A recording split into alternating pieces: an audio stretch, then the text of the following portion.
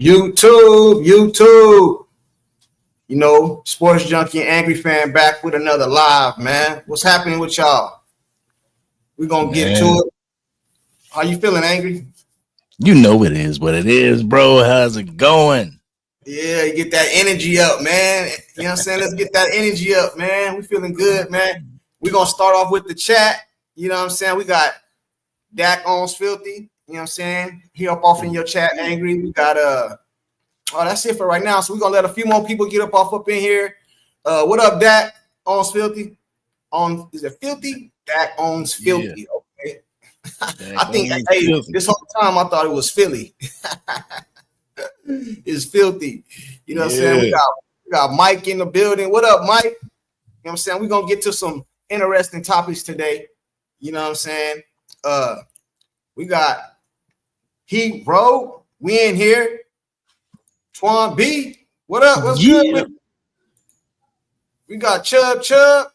You know what I'm saying? We're gonna get right into it now, Angry. We're gonna get into it, man. Yo, you want to let a few more people jump off in here? We're gonna talk about some topics today, man. We're gonna keep it real, and we expect y'all to be authentic in the chat, man, because I'm bothered a little bit, and we're gonna get Angry's take on it. I know his take is gonna be interesting. I don't know what his take is yet, neither. You know what I'm saying? We ain't talked about it because I wanted to be authentic. You know what I'm saying? But anyway, let's get to it, Angry. Hey, let's get to. First topic we're gonna talk about. Lee Norman, what up? Lee Norman in the building. First topic we're gonna talk about. I know a lot of you guys heard that they banning CeeDee Lamb's catch celebration. You know what I'm saying? Monstar, what up? Monstar. So they banning CeeDee Lamb's celebration, man. Now, I got mixed feelings about this, but I'm gonna get how you feel about this. What is it nothing angry, or is the NFL becoming soft? Is they taking the fun away from the fans? You know what I'm saying? Let me get your take on what's going on with that and how you feel about it. Or is it just nothing? It's just whatever. I mean, at the end of the day, it's kind of whatever. But for me, it's like, damn, let these players play. Before y'all were cracking down on the end zone celebrations and everything, y'all were giving 10-yard penalties or whatnot, but y'all laxed up because y'all saw that the fans like it. What is the nose wiping thing? Like, what is that saying? You know, I just don't understand. Like, pointing the gun for the first down, I get it. You know, I get it. They wanted to ban it because, you know, it could be perceived as a gun. But wiping the nose, what is that? So man, let these guys play, man. I don't understand why they had to pinpoint that celebration out. You know, I don't know if it bugs CeeDee Lamb to the point of, you know, like, oh man, why they focusing on me? But me, yeah, let these dudes play. Well, the way I see it, well, first of all, to answer your question, they said it's a gang affiliated. Something to do with the Bloods and stuff. I have seen I think Young Thug is one of the main ones that come to mind. But at the same time, I didn't even think of him or think of no gang affiliated. I didn't think nothing of it until they banned it. You know what I'm saying? So I didn't even think about it. You know what I mean? But when they banned it, it came to my mind that I have seen gang members do certain things. But at the same time, bro, it's not something that I don't think CeeDee Lamb was using it as a gang affiliate, or you know what I'm saying? I don't think that's how he was using it, right? Right. You know what I'm saying? So a lot of times, man, what I think the NFL is doing, bro, is taking away from the fun from the fans, bro. Now, it seemed like the NFL want these players to catch a ball or get a first down and just hand the ball to the ref and just go back to the sideline, bro. It takes away from the like, you know what I'm saying? Like the fans, bro. Like, we like to see a dude catch up and be hyped up and swirl the ball or do something, or Zeke do the eating or the you know what I mean? We love that, bro. That makes the game more interesting, bro. You know what I'm saying? The NFL becoming soft, man. You know what I'm saying? And some of these dudes, they gonna ban like some of these dudes be walking in the end zone and all this stuff when they get touchdowns, bro. I don't look at it like that, man. I look at it like the NFL is becoming soft, man. You know what I'm saying? Like, this don't make no goddamn sense, bro. It just don't, bro. It just don't. It just seems like the NFL really wants to take the individuality out of the players. You know what I'm saying? Because when you seen that nose wipe, you specifically thought of CeeDee Lamb. I had no clue that was gang affiliated. You know, I had no clue until you just said something. So for people to see that, I mean, you know, if it is gang affiliated, then that gang that you chill with or whatever is going to see it. They go, oh, shoot, shout out to us. But the majority of Americans is like, oh, that's cool. You know, oh, first down. And they do it in their normal life. So, shoot, let me take that off my channel. Right. Like I said, I've seen it done before by like certain little members that's classified as gang members, I guess. But it never hit me that that's what CeeDee Lamb was doing, bro. It never dawned on me until they mentioned it. I didn't even think about it, bro. You know what I'm saying? Like I never even, it never crossed my mind. So I don't know how it crossed the NFL mind. You know what I'm saying? Like who in the NFL is in the street, like is in certain like groups that they know something about some gang shit, bro. That's crazy, man. And you know the funny thing about that whole thing is the simple fact that they'll ban a nose wipe, but they won't ban this kicking in the door, grabbing stuff and putting it in the bag and taking off running. They won't ban. Come on, guys. Like, yeah, man. You know what I'm saying? I was kind of upset when they banned like the stuff that you have. I think the rule is you can't use a prop or something like that. You know what I mean? Like I understand that they don't want you hiding stuff in the end zone and having to run and get it. Like certain things I understand, bro. I'm like, okay, cool. That's a little extra.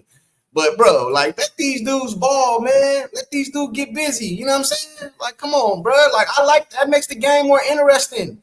You know what I'm saying? Like who is it? Like for example, Tim Duncan, bro, in the NBA. He's an all-time great, right? Oh yeah. Yep. But he boring as hell, bro. Don't nobody want to watch Tim Duncan. Like, bro, he's boring, bro. You know, Tim Duncan is boring. He boring, man. You know what I'm saying? And he want to.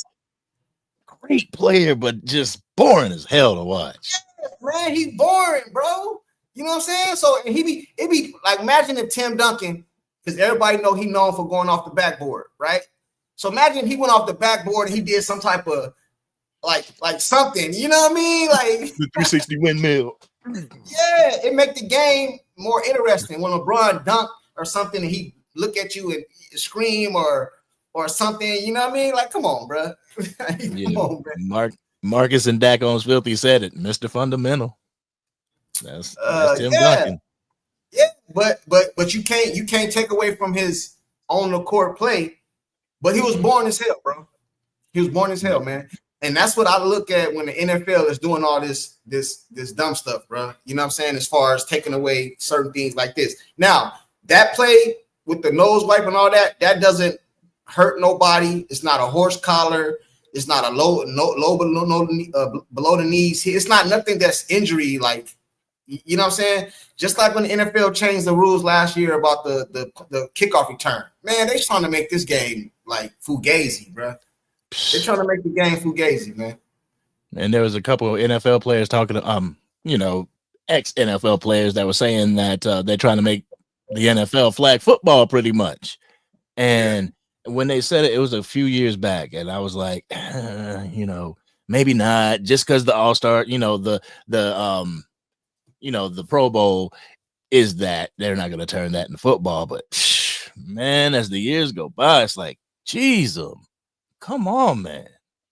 Yeah, let's see what the chat say, man. I know a lot of people. He say, Chubb, yeah, they taking the fun away, but they should take away the derogatory ones. But real talk, football is off the streets, and they're trying to take away what makes America. A lot of these football players, bro, come from like backgrounds of ghettos and hoods, bro. You know what I'm saying? Some of the best athletes come from those type of situations, bro. You know what I'm saying? Now, I don't think you should be out there throwing up your hood and gang signs and all that, bro. I understand because you got kids watching the game and stuff like that, bro. But y'all going too far, NFL. NFL, y'all going too far with this, man. You know what I'm saying? So I agree with you, Chubb. I agree with you. I agree too. This is a damn Marcus, shame. What's good, Angry? UFL starts this weekend. Don't hate, join the party. Okay. You know what I'm saying? Marcus, he said, yep, they definitely making it soft. Yeah, I think we all agree they making the game soft, man. Yeah. Soft, man. Soft. Big time. Miss Angie. Angie, what up? You know what I'm saying? I think Angie said it's soft too, man. You know, so I had to ask her, you know what I'm saying, because she's a big CeeDee Lamb supporter. You know what I'm saying? Which I am too, though. You know what I mean? CeeDee Lamb actually responded to this. I had a brain freeze right now. I forgot what he said.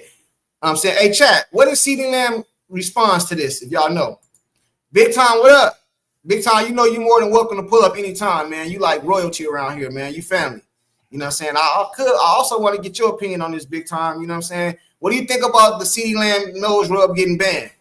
You know what I'm saying? You know, we like different opinions. Laughing out loud. Let's see. CeeDee Lamb is the truth. I agree. He said the game is predicated on the pass, so teach your kids to be quarterback and receivers. Yeah. The crazy part about that is the NFL. Everybody know wide receivers, quarterbacks, defensive linemen, or edge. They get the most money in the NFL, right? Sprinkle in a left tackle. Yeah, left tackle. You know what I'm saying? Left tackle, wide receiver, quarterback. So if you're a parent and you're trying to get your kid to the NFL, you would probably want to target one of those positions if possible. Yeah. They're getting all the money. That's why Micah want to go edge. Why? Because he get more money than the linebacker. Yeah, Monstar said it right. No fun league. You know what I'm saying? Big Time. He said it's weak. Weak, man. It's weak. Absolutely. You know what I'm saying? Junkie. I think he meant to say they do it because that's Young Thug move. The slime symbol is crazy though. Yeah, I seen that. I actually seen that. I seen him do that. You know what I mean? But at the same time, come on, man. Listen, I didn't even think about that until they banned it. They even it's article 1534, all this dumb shit, man. Come on, man.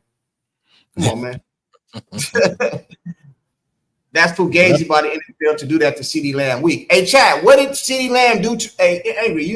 Let's see if I can look it up.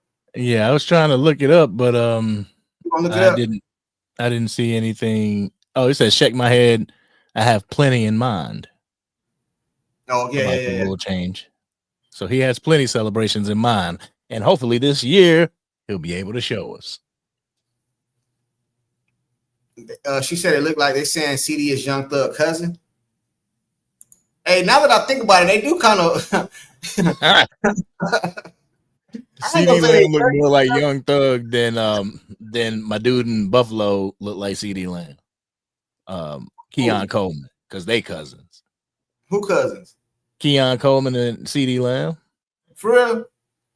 That's what they say. You know. What up? What's up? That's my cousin right there. You know. Yeah. Stephen B. He said, "Good evening, man. What got banned? I just entered. The CeeDee Lamb knows when he celebrate, they ban that. He can stop that. If it's gang related, I'm not a part of a gang. I need to stop that shit. I think it's a 15-yard penalty from now on. You know what I'm saying? It's a 15-yard penalty. So he do that little nose thing and it's 15 yards penalty. You know what I'm saying? 15-yard penalty, man. For real. Start out like the ref be looking at you. Start out like that. The ref be like. Angie, you know what I'm saying? She laughing. Mark it later for that. If I'm CeeDee, I just pay the fine. Hey, them fines add up, man. So imagine every time he catch a ball, that's let's say it's 15,000. 15,000. The second one, 30,000. Second, 45,000. 60,000. 75,000. Like, bruh, that add up, man. That add up. I know these dudes is rich, man, but that's how you go broke. You know what I'm saying? That owns you asked a question, I answered. You never said hello. Hello. What up? Jeff Lee in the building. What's going on? He said, hot angry Cowboys fan. Jalen Brunson does the same thing with the Knicks, but I guarantee the NBA won't take that away. They might. Not, you know what I mean? They might. Yeah, now they said the NFL did it. Celebrations, listen, man. Celebrations are needed in the NFL, man. Like, do you agree with that, Angry, or no? Or they should just take all celebrations away? Do you agree with that? Celebrations is a part of why the fans watch the game. I mean, of course, it's a minute thing when you look at it. It's like it's not important, but at the same time, you're doing this game to entertain the masses. Do what entertains the masses. Yeah, he said, Bernard, he said, hell, 100 catch season, he gonna be down there be broke. Yeah. Hell yeah, he gonna be broke, man. For real, for real. We're gonna bring $250 in. Dak owns the NFL. Hey, you know what I'm saying? You want to segue to that, Angry, or you want to keep away? We got Jeff Lee. He said they're taking all the fun out the game. We agree. Mm-hmm. Dak owns you good. I would just answer the question. It's no issue. Nisi, what up? That's crazy. That is not gang related. They do have some people that's gang affiliated doing that, but come on, bro. Like if I say, what if a gang threw the peace sign? Now they're gonna take that away? Just because some gang member or some gang affiliate did it? Come on, man. Like the game should be predicated on trying to keep the injuries down, not trying to keep the fun away from the NFL. That has nothing to do with injuries, man. He ain't out there throwing up sets and all that, bro. You know what I'm saying? And he been doing it for years now. So all of a sudden now is you like, I'm surprised Jerry ain't said nothing, man. You know, Jerry usually come out and take up for his players, man. Like, hell no, we ain't doing that. CFO gang in the building. CFO, what up, though? Hey, CFO, how you feel about this? How you feel about them taking the CeeDee Lamb celebration out the league, man? Is it soft? Is we overreacting? You know what I mean? Is it because he played for the Cowboys? I saw like, that. What is it? Because I seen that too. Yeah. You know what I'm saying? Somebody said it's because he played for the Cowboys. So I don't think it's because he played for the Cowboys, man. I think it's just, to be honest with you, they trying to kids watch the game, bro. We just gonna really be honest, right? Kids watch the game, bro, and they don't want kids out here. They look up to these dudes as role models, you know what I mean? And they don't want these dudes watching the game and then going and doing something that these players do that might be gang. Kind of like the sea walk, you know, the sea walk. Now you got kids out here sea walking, not knowing what it means. They just seen it on TV, right? 50 Cent said it best. Mess around, be crip walking in the wrong hood. Oh man, I do got to touch on what you asked about earlier. What I asked, Macaronis, bro. As my quarterback, I love Dak Prescott, but he is not the best in the NFL. Keeping it a buck with yourself and with everybody at Cowboys Nation, Dak is not the best quarterback in the league. But don't get it twisted. He ain't dog water either. Yeah, hey, at CFO Sports, they just figured out what it really meant. LOL, but it's already on Madden. hey, it's already on Madden. It's over. It's over. You know what I'm saying? Because you can't. Hey, Andy, they're gonna do a recall. Hey, recall all them Maddens, bro. No, they just gonna patch that thing, boy. They just send the patch it into the game, fix it. They'll take that right out of it. Hey, you got 4-year-olds. Hey, you got 4 heroes out here. Had no clue. But you sit down and you actually think about it. I'm like, what could I be wiping my? Oh yeah, I could be wiping my nose because of that. You know, I have a little residue on it. I need to wipe it off. They actually said it because they did. I read it, man. I don't know why I can't really remember what I read earlier today, man. But they also said in the game form, it means like you an outcast or something like that. I read. Like I don't know, bro. It's supposed to be some type of blood type of situation, bro. You know what I'm saying? I ain't in it. That Madden stuff is funny, bro. If kids buy Madden, bro, that's one of the most popular. I think Madden NBA 2K is like the most popular game. Maybe after that, Call of Duty or something. You know what I mean? But if it's already on Madden, it's over, bro. Bro, you know the most craziest stuff is playing Madden online, wearing your headset, and having some 9-year-old cussing you out because he beating you. Psh, Yeah, he said Mad as Madden hell. not 2010. I don't know, man. It's still one of the top sellers, bro. Madden ain't changed in years. Chris, you right. You right. It ain't changed in years. But the thing is when you're your own competition, you ain't gotta change. Hey, but Reskin, repackage. this is a good point right here because I thought of this earlier. I'm surprised I didn't think of it now. Roy Clay, bro, that's bull, fam. Justin Jefferson doing that greedy and throwing the bees with his hands. That's gang related. That's gang related. Gang related. He do be doing that. Bro, if You know if this brother is just figuring this out by y'all telling me, I'm learning this today. So you can bet your bottom dollar the NFL has no clue. Oh, it's the greedy. That's cool. Right. You know that it was affiliated. That's crazy, bro. You know, hey, but what if the NFL took away all celebrations, bro? All you can't celebrate. If you catch a ball, if you don't just set it down or leave it on the ground, penalty. The ratings will go down, bro. Bro, you have little kids in Pop Warner wanting to try to make it to that level to where they can get in that end zone and dance after they score a touchdown. You take that away, that's taking a lot of kids' little goals and their dreams that they got. Bro, man, don't. No. Yeah. I used to be a fan of even though I'm a Cowboy fan, I couldn't wait to Ocho Cinco got in the end zone. I knew he was gonna do something crazy. Terrell Owens, I knew he was gonna do something crazy. I can't wait till this dude get in the end zone. He gonna do something crazy, man. You feel me? Like y'all making the game boring, man. Yeah, the song that's that like that mini little Super Bowl halftime. Whenever your team get in the end zone and your man score and bam, you get to sit there for a little 5 seconds. Now they give more courtesy to the defense. If the defense gets a stop, they give them the courtesy to run from halfway down the damn field all the way to the camera just to flex in front of the camera. As a game. And just like, as a game. The whole defense posing, throwing up shit as a game. No, they could never take celebrations away from this game. At that point, you may have fans like, all right, NFL, this is enough. Yeah, he said, how is wiping your nose an issue? They said it's a gang affiliated, something like that, man. You know what I mean? So what is CeeDee Lamb gonna do now, bro? Like he gonna just hey, man. You know what I'm saying? We got somebody in the back, man, want to join, come up. It says, what about Marshawn Lynch celebration? What did Marshawn Lynch used to do? He used to turn around and dive backwards in the end zone and hold his jump. Oh. After that big rumble, that's what he started doing.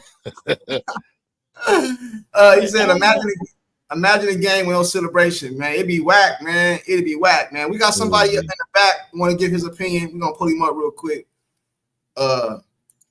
He says, I think getting fined for taking the helmet off as a celebration is stupid. Emmitt Smith did it all the time. Yeah.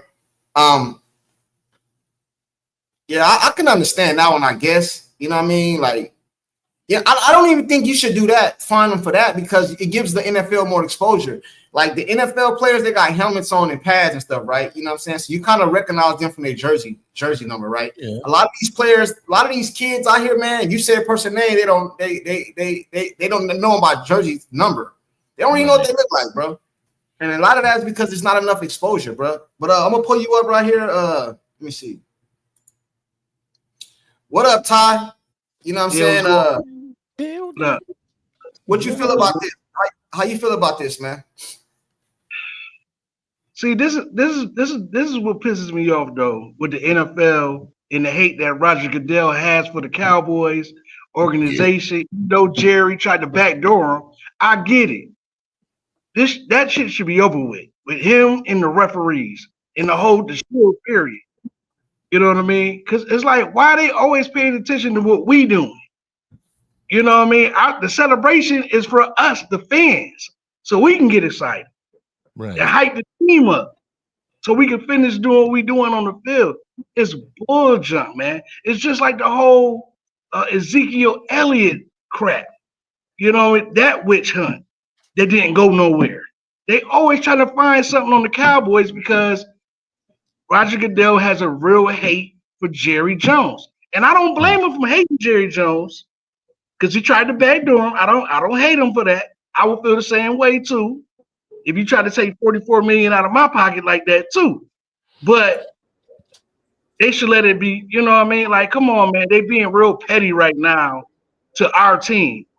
You know what I mean? Let me ask you a question. Do you think this is because he played for the Cowboys? Yes. Angry, do you think it's because he played for the Cowboys? Because I seen a comment. I seen a comment right here from I don't know this to be true. Don't quote me, chat. But Marcus said, "Junkie, it's the Cowboy thing. Look at all the rules that has changed, that has come because of the Cowboy players. It's like 10 rules changed because of the Cowboy players." Now I don't know what those 10. Hey, Marcus, if you could be more specific, I would appreciate it, bro. I don't know what rule changes came from the Cowboys. I only know one, right? Horse collar. The CeeDee Lamb. I know the Terrell Owens horse collar, right? Wasn't that Terrell Owens? I agree with that one. What other one is it? What other one? The TO, the pencil. Was that TO that changed the pen one? I don't know no rule changes because of the Cowboys. Hey, so Marcus, if you can't help me out, bro, I don't know no rule changes because of the Cowboys, bro. You know what I'm saying? Like I don't know. Hey, JB, do you think this is a Cowboy? Do you think this is a Cowboy because he played for the Cowboys? They're banning that. I think it has a little to do with it, but they also stated that like they've been checking out a lot of our celebrations, man. I don't want to say it like this, but I gotta say it in a sense. I think it's a black and white thing, bro. You know what I'm saying? Because when we different, man. When we play ball, when we, you know what I'm saying, when we want to celebrate and do things, you know what I'm saying, we do our thing, man. I don't think other people really used to how we do stuff like that in a sense. But they say they looking into all, you know, anything that's gang related or look into or something like that. They looking into, so they might get your boy with Minnesota too now. They didn't mention his name like they mentioned CD because his was the most, you know, obvious what they've been looking at, but it's gonna be some other celebrations they're gonna ban too, because they said if anything gang related or anything of that nature like that, they're gonna ban all those celebrations. So Junk, right here you got the Des Bryant rule. What's the hold on? Which one is that? The catch? Before Butler's penalty, this one probably stung Cowboys fans the most. Bryant's infamously made a catch in Green Bay, so it was the Green Bay catch. It's the catch, okay. Rule. Okay, but that's not a celebration though. Oh no! You're talking. I was talking about rules that were affected by Dallas Cowboys players. Okay, that's one. That's one. Roy Williams rule. He was the author of the horse collar. He broke I said Terrell Owens' leg. I said that one. What else? Tony Romo rule. Before Tony Romo was the franchise leading passer, he was the placeholder for the field goals and extra points. That's what I'm saying. But none of these are like, well, with a horse collar. Okay, I got that one. You know what I'm saying? And I always said that was a catch with Des Bryant, so they didn't have to change the rule for me to know that was a damn catch. See, hey, bro, we need to make things simple, bro. If you catch the ball, bro, and pull it in, it's a catch, bro. I don't understand how you gotta make a football move and all this other shit, bro. Either you caught it or you didn't. That was a catch, bro. Huh? That was a catch. That was a catch. Yeah. It was a catch. Yeah. What else, Angry? You got the whole thing pulled up or no? Says the Michael Irvin rule. The offensive pass interference call is also associated with Michael Irvin. Ooh, that's a lot of Cowboy stuff they changed. That's a lot of Cowboy. Jerry, bro, because Jerry, he ain't take no shit from the commissioners, bro. What else? Like the Emmitt Smith rule, keep your helmet on. Oh, yeah, the Emmitt Smith, okay. Yeah, it says Marion Barber rule. Marion the Barbarian. Roy Williams. Are allowed. Roy Williams too, right? My bad, I just thought Roy Williams. What's the hold on. What's the Roy Williams? Horse collar. Oh, okay. Yes. Dirty play though. Where's the Marion Barber? Mel Renfro rule.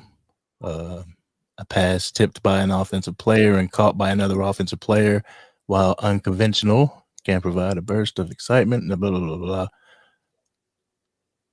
The rule change was inspired by a play during Super Bowl V involving the Dallas Cowboys defensive back. That's all it says. The Deion Sanders rule.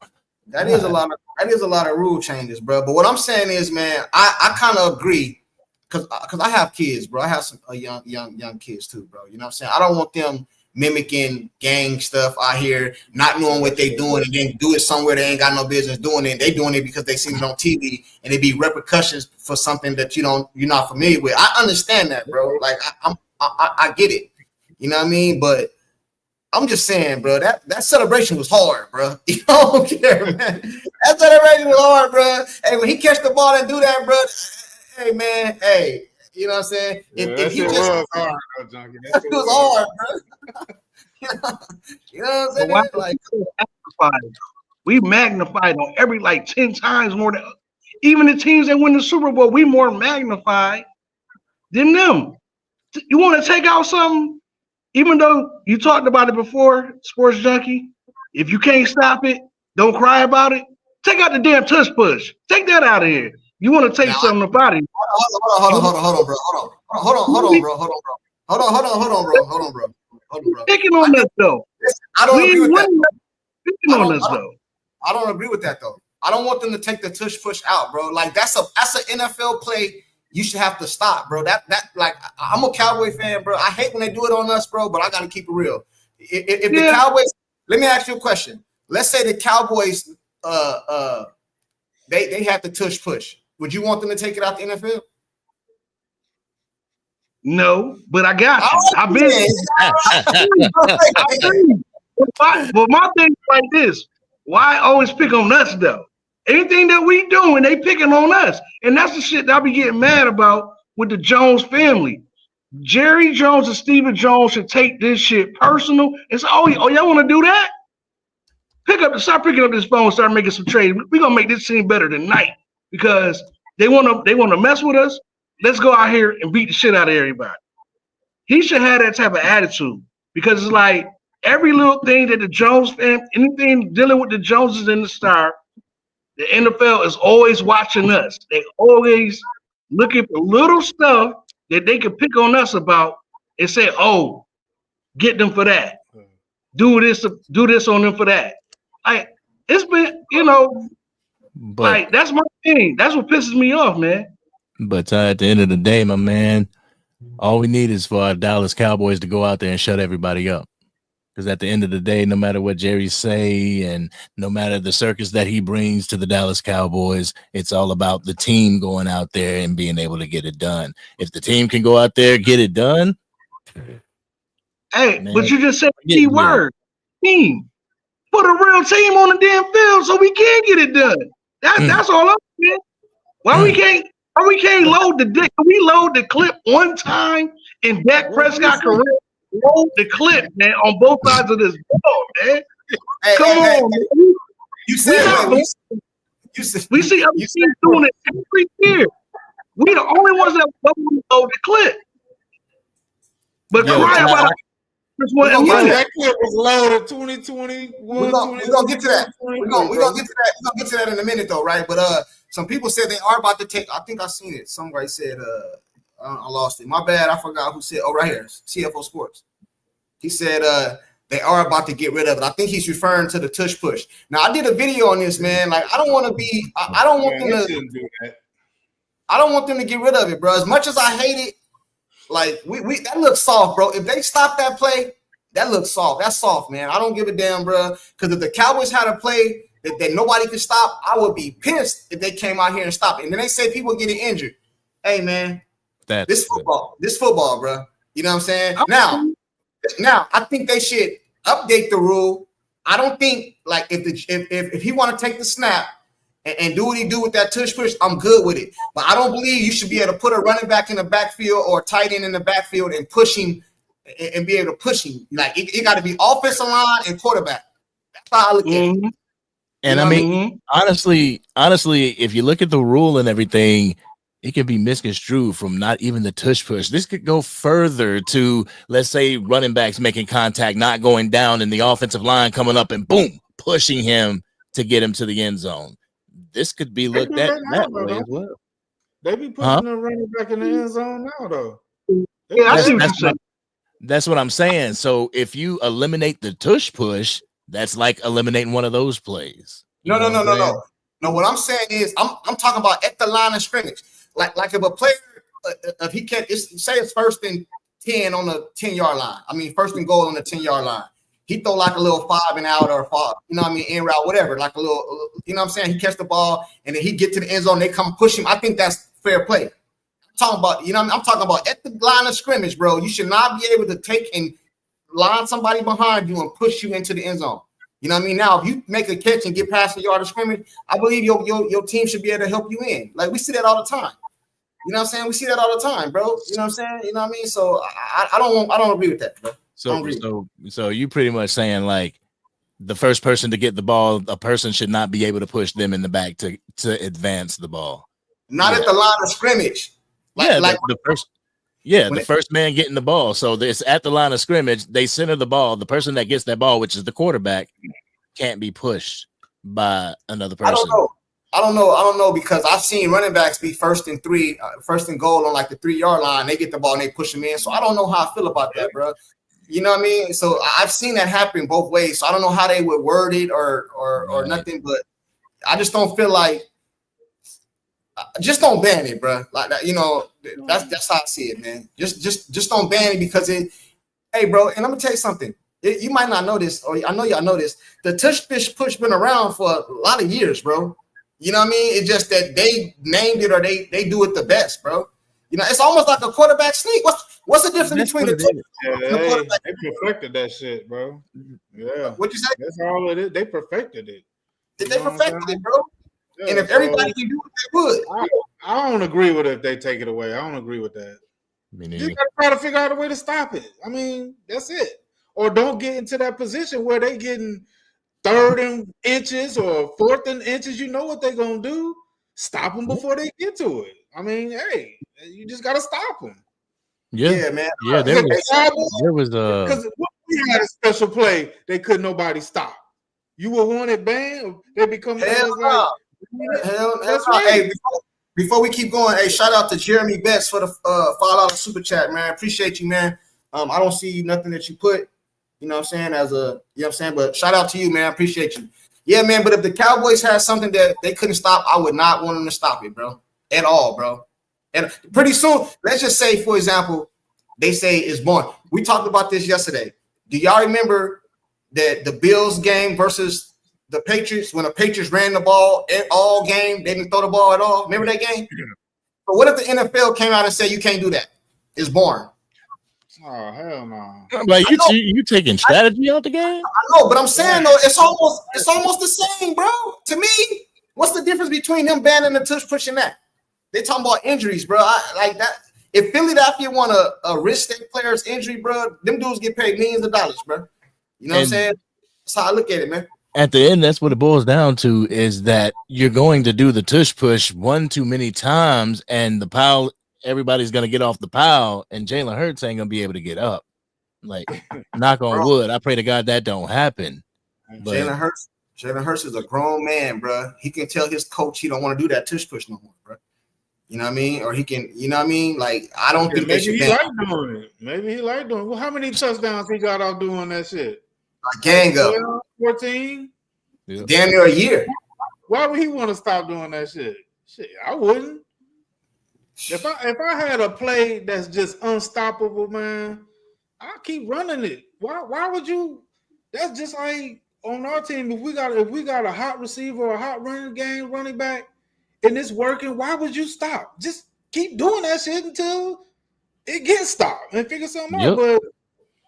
But I wouldn't want Dak Prescott doing that. Doing what? That is that tush push shit. I don't even want him like. I'm just talking about something. No, I'm just saying the reason they do it good because Jalen Hurts. Man, I heard he squat like 600, 500 or something. Yeah, man. You know what I'm saying? Yeah. He's squatting up with Saquon. Him and Saquon about the top squatting on their team, bro. They was battling one time. I seen a video of them battling. Saquon squatted more than Hurts, but Hurts can do his thing too, squatting, bro. Yeah. Boy, Yeah. Hey, so what do they do when you're you remember because the another thing about Philly that when they do that tush push, I seen them do a couple plays that they line up like they're gonna tush push and they do something else. make it. Yeah. You know what I'm saying? It's like they got a engineer in there and they figured out how to actually hit the defensive line to where they can do nothing about it. Right. I ain't gonna even lie. As a Cowboy fan, when we play Philly, they line up, that shit pissed me off, bro. I ain't even lie, bro. I like it be pissing me off, man. Cause I almost know it's a guarantee. You know what I'm saying? And then I done seen them get like 3 and 4 yards sometime off that tush push. It ain't just like 1 yard. I done seen them get like 3. One time I seen them do a tush push, bro. They did the tush push, but Jalen Hurts came out damn near on the other side of it, bro. Like, you know what I'm saying? It was like 5-6 yards. Mm-hmm. Yeah. You know what I'm saying? So now the nose stuff, I don't. If it was me, I wouldn't ban it, and I damn sure wouldn't ban the tush push, bro. Nah. I'm sorry, I wouldn't. Let's get to some of these chats real quick. Somebody said, "Yo, JB." Devil Dog said Dak would fumble. He would fumble if we did the tush push. He probably would. Ban the rush push ASAP. The rush push. I think he's talking about. We just talked about. I'm good with that though. Like. Hey, let me ask y'all a question. Stargate's in the building. What up, Star? Let me ask y'all a question. Do you think they should ban that too? Like I said, that if you break the line of scrimmage, you should be able to get pushed in the end zone, bro. I just don't feel like you should be at a line of running back or tight end behind Jalen Hurts and push him in the end zone, bro. Am I tripping, or is that something that, you know what I mean? Do y'all agree with that or no? I just feel like if you ban it, it's a cop-out. You know what I'm saying? Unless it's really having to do with health concerns, it's a cop-out, you know. And I'm looking at it from a health perspective and can see how people could get injured in that type of situation. And I'm like, all right. But as far as a strategic advantage, they figured out a cheat code that not too many people can stop. Stop it. Oh shit! What happened? I feel what you're saying. I do agree with that to a certain extent. But me being a Cowboy fan and being cheated over the years in big games, hell no, take that stuff out of there. Get it out of here, man. That's man. Hey, man, I felt like Derek in Green Bay looking up at the big screen, knowing the ball didn't touch the ground. That's how I feel every time I see that tush push. I'm like, they're just gonna let them get away with that. But like you said, it's football. You got to stop it. I do agree with you guys on that. And you play defensive coordinators to stop things. So somebody need to go holler at the people that do rugby and say, how do you stop this? Hey, you remember? Hey, it wasn't the tush push, but Dallas used to. Bro, do y'all remember, all y'all Cowboy fans? So y'all remember this? Do you remember how like about 8-9 years ago it was hard to beat Dallas if they got up?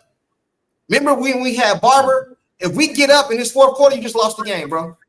We just pound the ball. I can't remember his first name. It was Barber.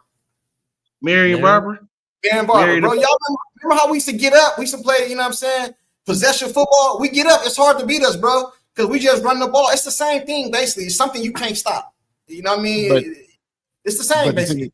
Like the Cowboys have been what they call front runners for a long time. I mean, even 2023, they were saying that, and that was the reason why the Green Bay Packers had beat us, is because they knew that the Cowboys were front runners, and if you allowed them to score ahead of time, be the first one to score, we would have to rely on the pass more, hence their pass rush coming in. So they got the coin toss. They said, we're going to get the ball, and they scored. So, yeah.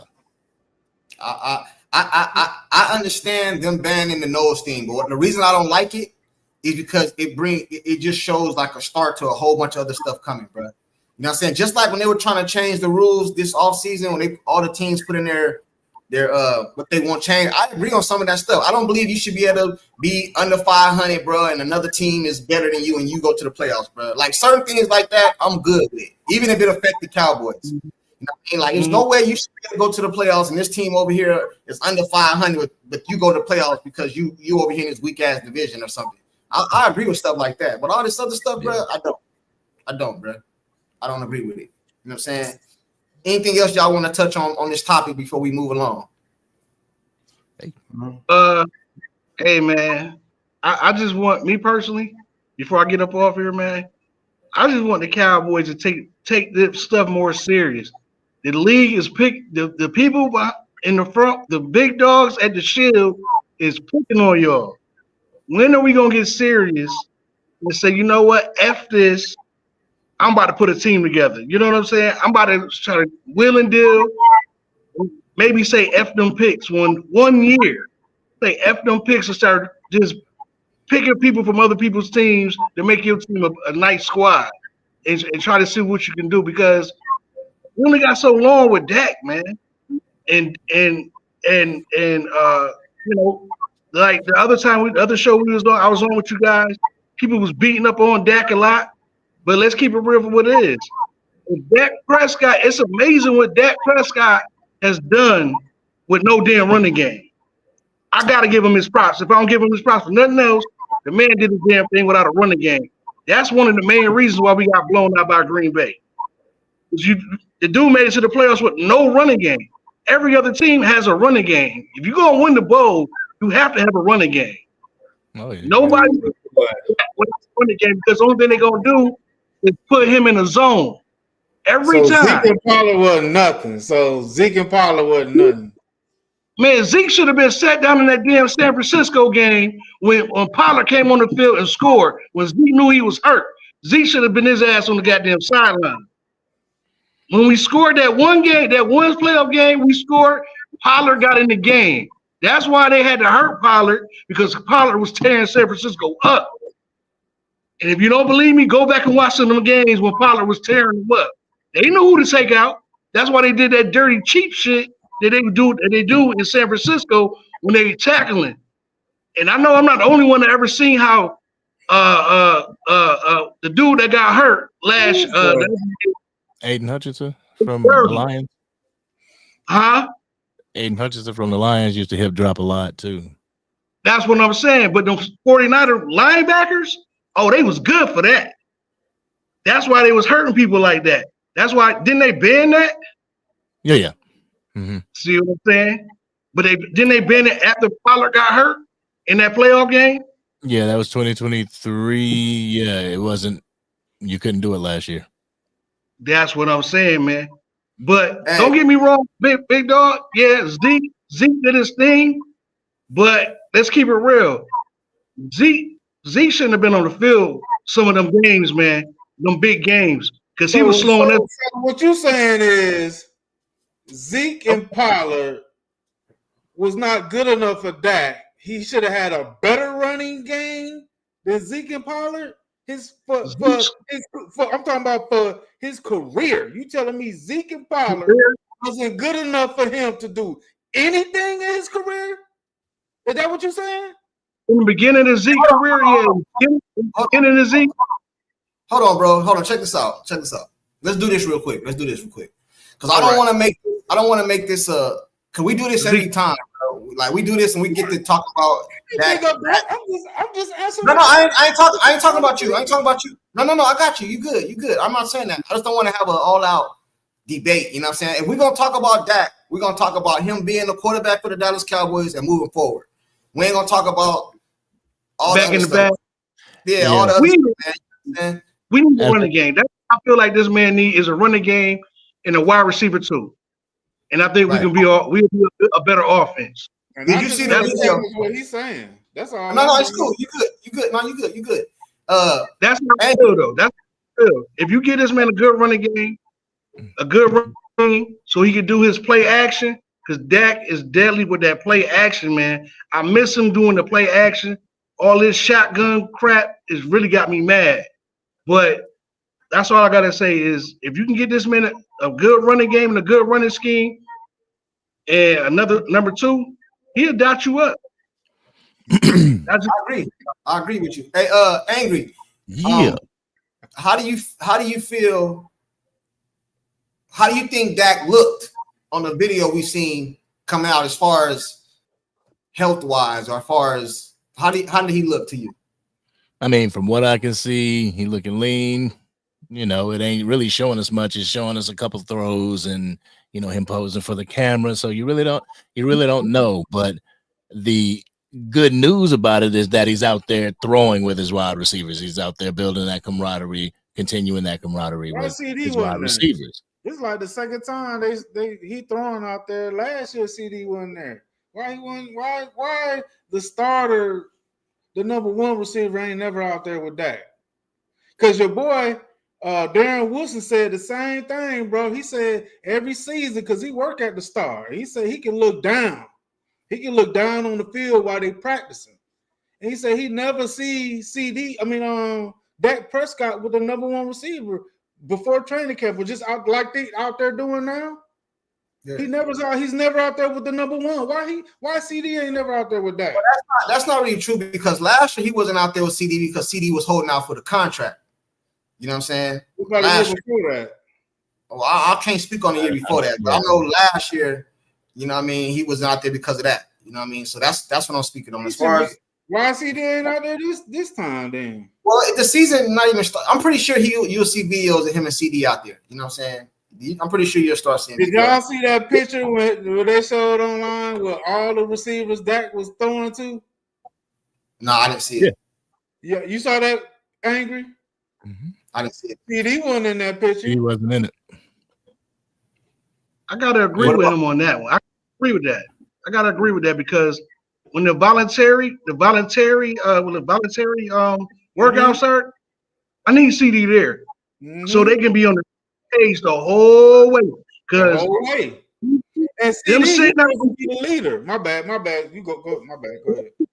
You got paid, and you're supposed to be one of the leaders on the team, especially for the wide receivers. You got to be there this time.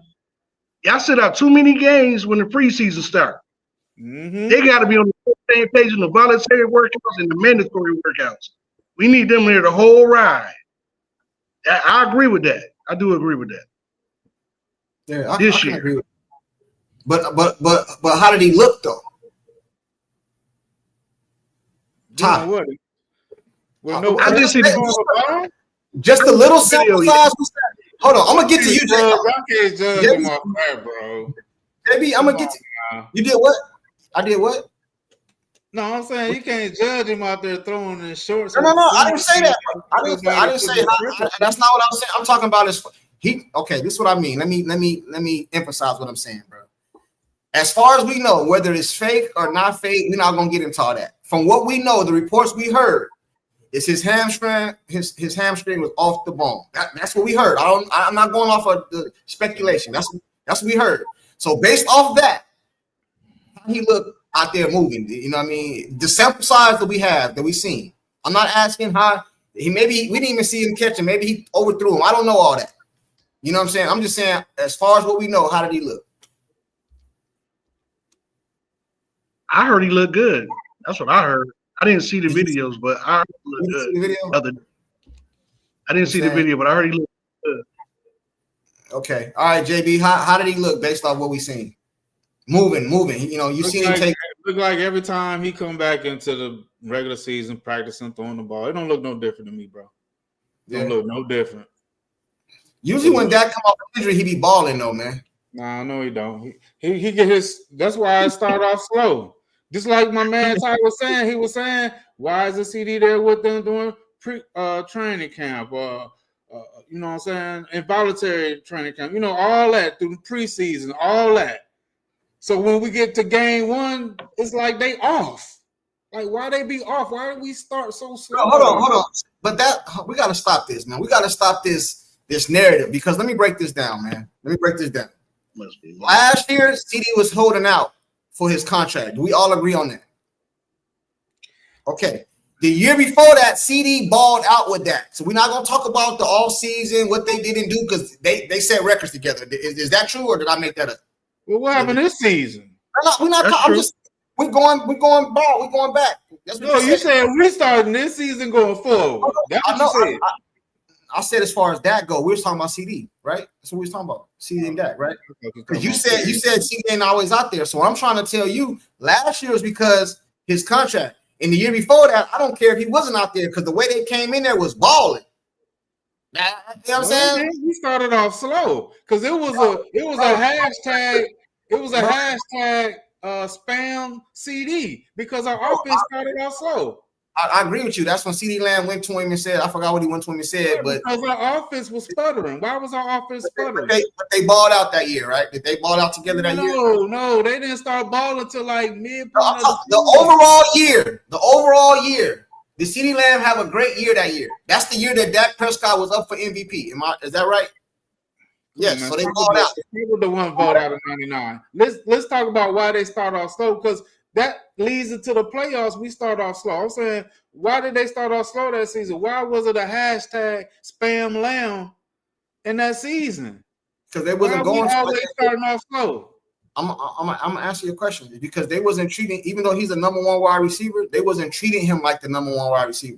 So CeeDee Lamb went to them and told him, hey man, I need the ball. And they started going to him and things changed. What do you think, Angry? So were they treated like receiver by committee? I'm not saying that. Receiver by committee? Bro, do you not remember that CeeDee Lamb went to Mike McCarthy? That's what I'm saying, okay. After he did that, why would it be a receiver by committee when you got CD when he's I don't know. Getting the ball early in the season? All I'm telling you is what happened. I don't know why. I'm telling you what happened. He went to Mike McCarthy. Hey man, I need the ball. They start giving the ball. Things change. That's what happened. Andy, what's up, man? What you think? Nah.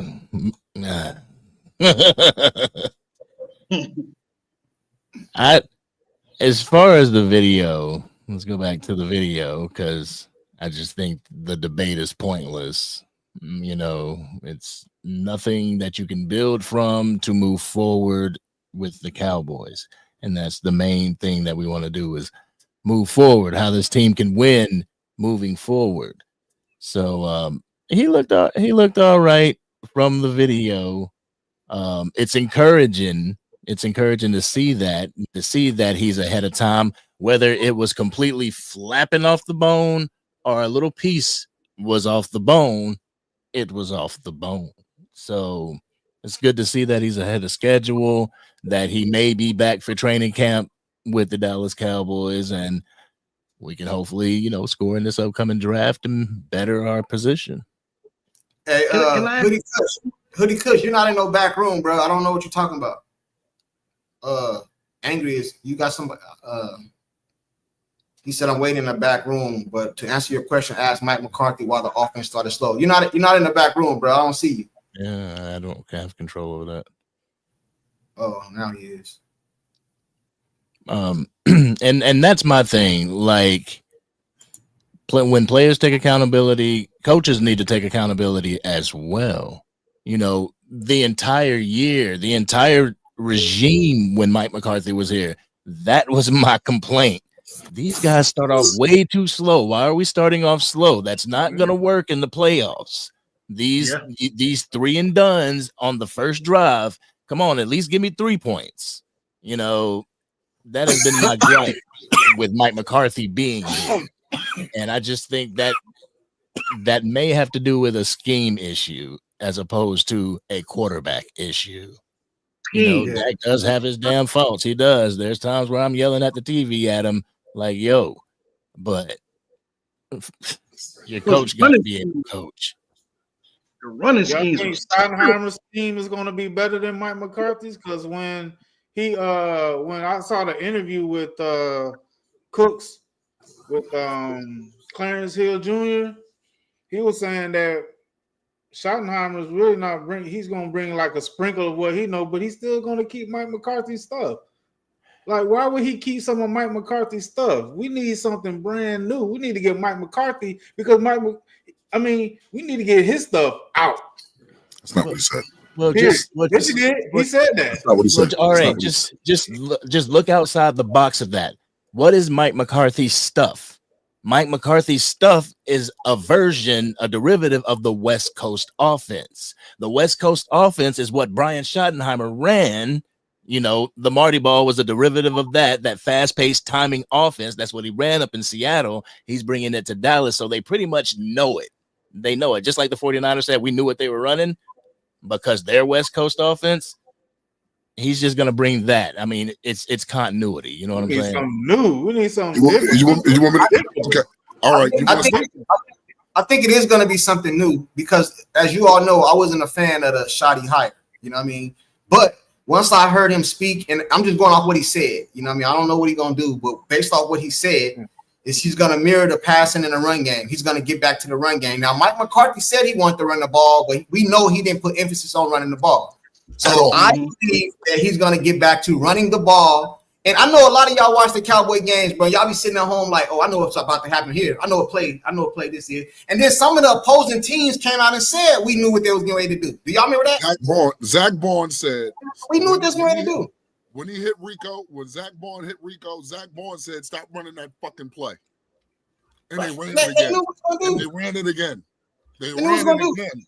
Yeah, so I do believe that what's coming. They know what's coming. Yeah. So Shotty is gonna have a different. Well, I'm hoping that he comes in here and don't just because sometimes, bro, like football is almost like baseball, bro. You got to scheme to get that man on base, right? That's how I look at football, kind of. Like I want you to scheme your plays and know what you're doing, have a plan behind your play running. Sometimes it looked like Mike McCarthy was just calling plays, bro. Hey, run this one, run that one, run this. It was nothing behind it, bro. Like, why did you run that play? Are you setting up something down the line, or what was the point of that? You know, it's crazy because in that run play that Zach Bourne told us to stop running that stupid ass play, that next play when they ran the same exact play, if that was a play action off of that, if there was just a small hint of a play, Jake Ferguson would have been down the field. Ceedee would have been down the field. Even Tolbert would have been down the field. Even Tolbert, I'm going to give him a little bit of credit. Even Tolbert would have been down the field. Now I'm going to answer a few questions. There's a few questions that I heard. Number one, why did we start so slow? And we didn't really start get going until after the San Francisco game. Angry already said it. Scheme was the main reason why we started off slow. After that San Francisco game, and they put that whooping to us, you saw the scheme change just a wee bit. So what do you think the scheme was, Kush? What do I think the scheme was? Yeah, because I saw the scheme was the same scheme we had last year, the year before that, and the year before that, and the year before that, where he said, I want to run the ball. I want to run the ball. I want to run the ball. But he never ran the ball. He didn't give you. I'm pretty sure everybody on this panel has either played football, watched enough of it, or played Madden. And we all know at the same time, no matter what you do when you first start off the game, you got to give them something to show them something, and then show them the same thing, but change it up. There was no change. There was no evolution. We went from, I remember this was back in my listening to ESPN days. I remember when they would say, Dan Orlovsky would come out his mouth and say, they have no motion in their game. They have no pre-snap motion. Well, after that San Francisco game, you saw a lot of pre-snap motion. That's what I mean. Your scheme, coaching matters.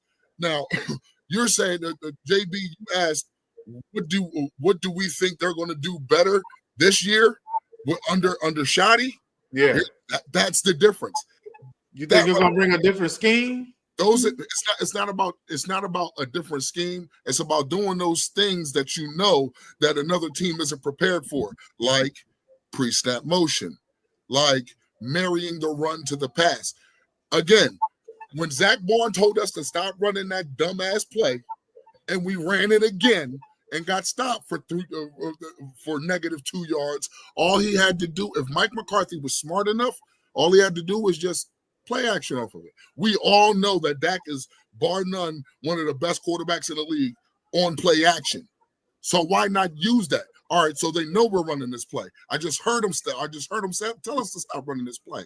I'm going to run it again, but this time I'm going to run it off of play action. We've seen that for the past 4 seasons I'll say this. We've seen that when Kellen Moore was the offensive coordinator. We've seen that when Kellen Moore was. Kellen Moore had a number one offense though for like what 2 or 3 years he was there. Hold on.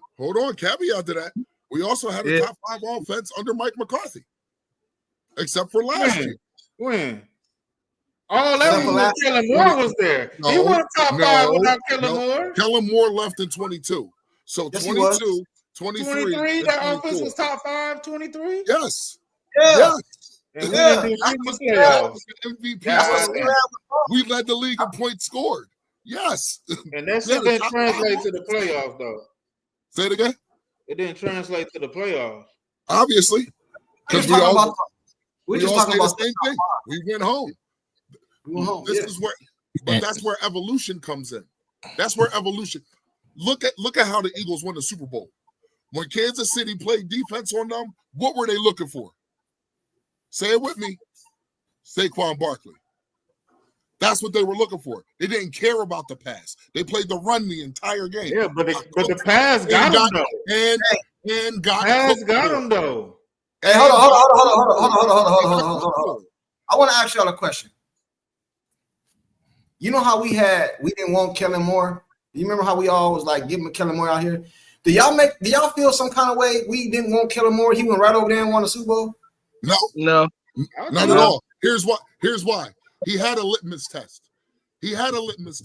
With the Chargers.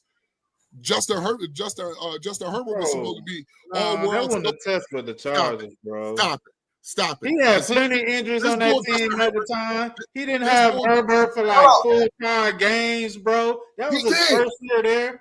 He didn't have his running. One at a time, man. Y'all argue one at a time, bro. Let's all have a conversation, but one at a time. I don't want to argue and go back and forth like we always do, bro. Let's get some structure going, bro. Somebody say something you can rebuttal it or whatever, but let's keep it all cool, man. Hey, Angry, man. What up, bro? Do you feel a certain kind of way that Kellen Moore went over there and won a Super Bowl and we didn't want him? No. I mean, he had his start with the Cowboys and, got good, went over to the Chargers, had a little down. But what it all comes down to is he got the experience. Now he has a Super Bowl. So congratulations to Kellen Moore, man. I ain't gonna hate on the man. Who knows? Just wasn't. Yeah, just. So what if he go over to the Saints and ball out? Congratulations. I need you to look me in my face, Junkie. I need you to look me in my face when I say this, Junkie. They don't have the weapons Philadelphia has. They don't have the defense Philadelphia has. They don't have an A.J. Brown and a Devontae Smith. They don't have a Saquon Barkley. Alvin Kamara is pretty much on his. They got Alvin Kamara. They got Alvin Kamara's on his last legs, bro. Alvin Kamara. What he do to us then? Dogged us though. He dogged us. Okay. What did he do to us? What did he do to us? He ran. Like every other running back in the league, ran ruckshot over us. But what did he do after that? I don't know, man. I think y'all said y'all kind of trying to get y'all ain't trying to get Kellen Moore's props, bro. I don't know about that. I'm gonna answer for me. He won a Super Bowl. I'm gonna answer for me. I mean, it's like every coach or somebody go through and improve and do better from what the quarterback we have on our team. I'm like, how do these coaches, Quinn went to the NFC Championship with a rookie quarterback. Kellen Moore went over there. We don't want him. And he gonna win a Super Bowl. Now he got a head coach. I'm like, why are the coaches here? They seem to fail, but when they go somewhere else, because Kellen Moore goes to a team that will get him a Saquon Barkley. Because Dan Quinn will go to a team that's in the middle of starting over and get him whatever he needs. This is one of the reasons why I say that it comes from the top down. Is because if your top ain't Super Bowl caliber, how can we expect our players to be Super Bowl caliber? No, I agree. But another thing about Kellen Moore is I don't put up. See, only thing about I think we have problems with it's like we dividing, right? And I think a lot of it is some people look at the team and some people look at Dak Prescott. I'm not talking about just JB. I'm talking to a lot of people that just look at that. See, when I look at our failures, bro, a lot of people look at the failure as far as Super Bowl. And I agree, bro. I want to get to a Super Bowl and win a Super Bowl. But I don't think it's just like you just was sorry if you don't win. You know what I mean? Like I don't look at it like that, bro. You know what I mean? I don't blame Dak for just everything because I know Dak is like the most public figure on the Cowboys base, basically, bro. So he get all the blame. And if the Cowboys go out there next season, let's just say hypothetically they go out there next season, bro, and they go to a Super Bowl, they go to an NFC Championship or whatever, bro. And Dak he have 2 interceptions, maybe 200 yards, but they win the game. Dak gonna get a lot of the credit. So I understand why he get a lot of the blame. I get it, bro. Like the quarterback get all the blame. You know what I'm saying? And he get all the credit. So I get it. But I don't just put everything on him, man. I'm not there. I'm not there yet. I'm like Angry, bro. Angry said yesterday, you're not there yet, and I'm not there yet. JB is there already. I think Kush, I don't think he there yet. Ty, I don't think he there yet. You know what I'm saying? Some of us is there, some of us not. I'm a Cowboy. You know what I mean? I see it like this, right? I've been doing this so long. I've been doing this so long with this team. Nothing surprises me anymore. So I'm one of those even keel, the I don't give a Cowboy. You know what I'm saying? I'm still gonna rock my star daily. You know what I'm saying? I work in Philadelphia. I work around nothing but Pigeons fans. You know what I mean? So I get it on a daily. I don't know how many of y'all get it on the. I get it on a daily, and I'm cool with these people. Like I wake up and have to call my brother who looks just like me, who's a damn Pigeons fan, and every fucking time I got to hear it from him. So I'm more even keeled. I'm like, all right, whatever happens, happens. If now I may see some things that other people don't see, and I'll speak on it, like the whole linebacker situation we got going on. But we'll touch on that momentarily.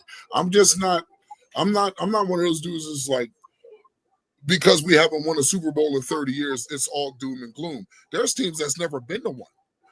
There's teams that's never seen one. Let's do this. Let's do this. Right? Let's meet in the middle. Let's meet in the middle. We're gonna go around. We're gonna go around so we keep it all organized. We're gonna start with Angry because it's me and Angry show. I don't want to put him all out. You know what I mean? You know, I want to make sure Angry stay involved, man. Right? So we're gonna start with Angry. He ain't got no other choice. We're gonna start with Angry. We're gonna start with Angry. I want to meet in the middle somewhere, bro. Though something that we can all like almost agree on, right? Angry fan. You know, me and you are probably I ain't gonna say the most Dak supporters in the culture or in the, you know what I mean? But me and you, we ride for Dak. Everybody know that. I ain't no apologist. You know what I mean? We ride for Dak no matter who come against him. He our quarterback. We rock out, right? Dakota Prescott all day. Let me ask you a question. Is there something that Dak Prescott can do to put you to where certain fans are, like JB? JB is kind of off of Dak already. So is it a certain situation that Dak can do within this contract that'll have you where JB at, or where some of the other Cowboy fans is at already on Dak Prescott? If his play in the playoffs, if his play in the regular season resembles his play in the playoffs, that's when I will get off the train. I don't know what you mean by that. Explain that. So people say he's a deer in headlights. He can't get it done. He looks bad and he throws multiple interceptions. If he's doing that all through the regular season and you see a noticeable regression, like, man, he is regressing. Like, I mean, not even putting the weight of the world on his shoulders. I'm just talking about from quarterback intangibles. If he's regressing, then it's okay.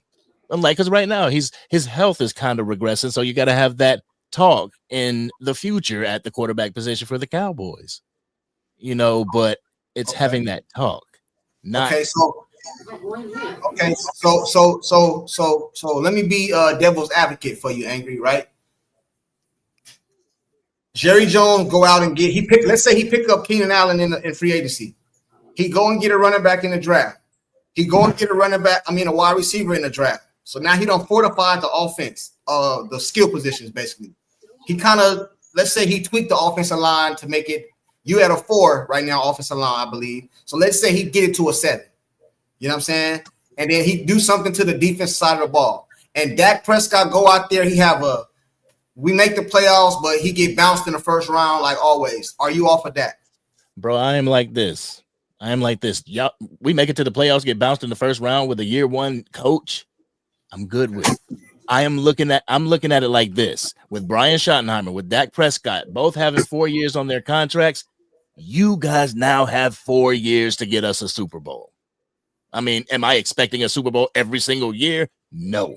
By no means am I expecting that. I'm expecting you during your tenure as a Dallas Cowboy, Brian Schottenheimer, Dak's last contract, maybe get us a Super Bowl. Okay, one more question for Angry, and then we're gonna move to Ty, and then we're gonna go to JB and Kush. Before you ask your question, that was crazy. You put that up there.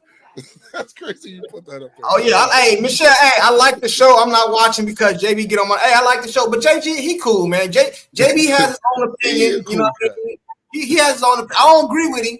You know what I mean? I don't agree with him, but JB has his own opinion, and I ain't gonna get up here and high side on him. You know what I'm saying? Because like I always tell y'all, I got JB number behind the scenes and stuff too, so I ain't gonna get him on my show and high side on him. You know what I mean? Everybody know I agree with his shit. You know, everybody know I think you're a hater. You know what I mean? But anyway, Angry. Dak Prescott has 2 more years. He ball out, like he have good numbers. I mean, but he don't get to the NFC Championship. Do you sign him again, or do you just say I'm done with Dak Prescott? Get him up out of here. I've seen enough, and then we're gonna go to Ty. 2 years. Do you resign him? Do you resign him? In 2 years, I'm drafting his replacement. Okay. No matter what he does in the last 4 years of his contract, I am drafting a replacement. If he wants to sign a 1-year contract after that, so be it. 1 year guaranteed, but I'm not going to go into another 4 years with this guy. Okay. I love Dak to death, but when you're getting 4 years, it's going to be 36.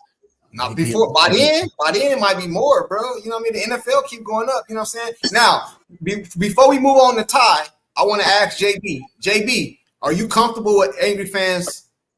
The end of that, like he don't resign him. You good with that? I mean, that's Angry how he feel, man. I can't. Okay, we're gonna get to you then. Ty, same question for you, bro. What does Dak Prescott have to do for you to be like, man, I'm done with this dude? Because you're Dak Prescott. If you don't put a team around him, he's gonna fail. That's been my whole thing the whole time. But listen, Ty, hold on, bro. Hold on. I'm gonna let you land your plane, bro. Hold on, no. Right? But I started off this by saying Jerry Jones went out and got him a wide receiver in free agency. Keenan Allen. I said Keenan Allen. We use that for example. He went out and got him a free agency. A draft. He drafted a wide. Let's just say Ted. Let's use Ted for example. He went out and got Ted. Everybody wants Jenny, right? He went out and got Jenny, running back, and then whatever he did in the draft. Now, what does Dak Prescott have to do for you to get off of him? Just be efficient. That's all I need him to do. Hand the ball off. No, that's not the question. That ain't the question, though. That ain't the question. I'm asking you, what does Dak Prescott have to do for you to lose, like, support? Like, you'll get on my show and be like, support? For me not to rock with Dak anymore? If he keep throwing the games, if I feel like he's not getting over the hump, no matter what we're doing, he's not getting over the hump. That's when I'll be like, I'm done with him. Let's get his replacement in here. But I just don't see that though. But that's me. You know what I mean? If he can't get over the hump, and they did everything they could do to build a good team around him, then I'm like, I gotta come to reality. Like he ain't it. All right. But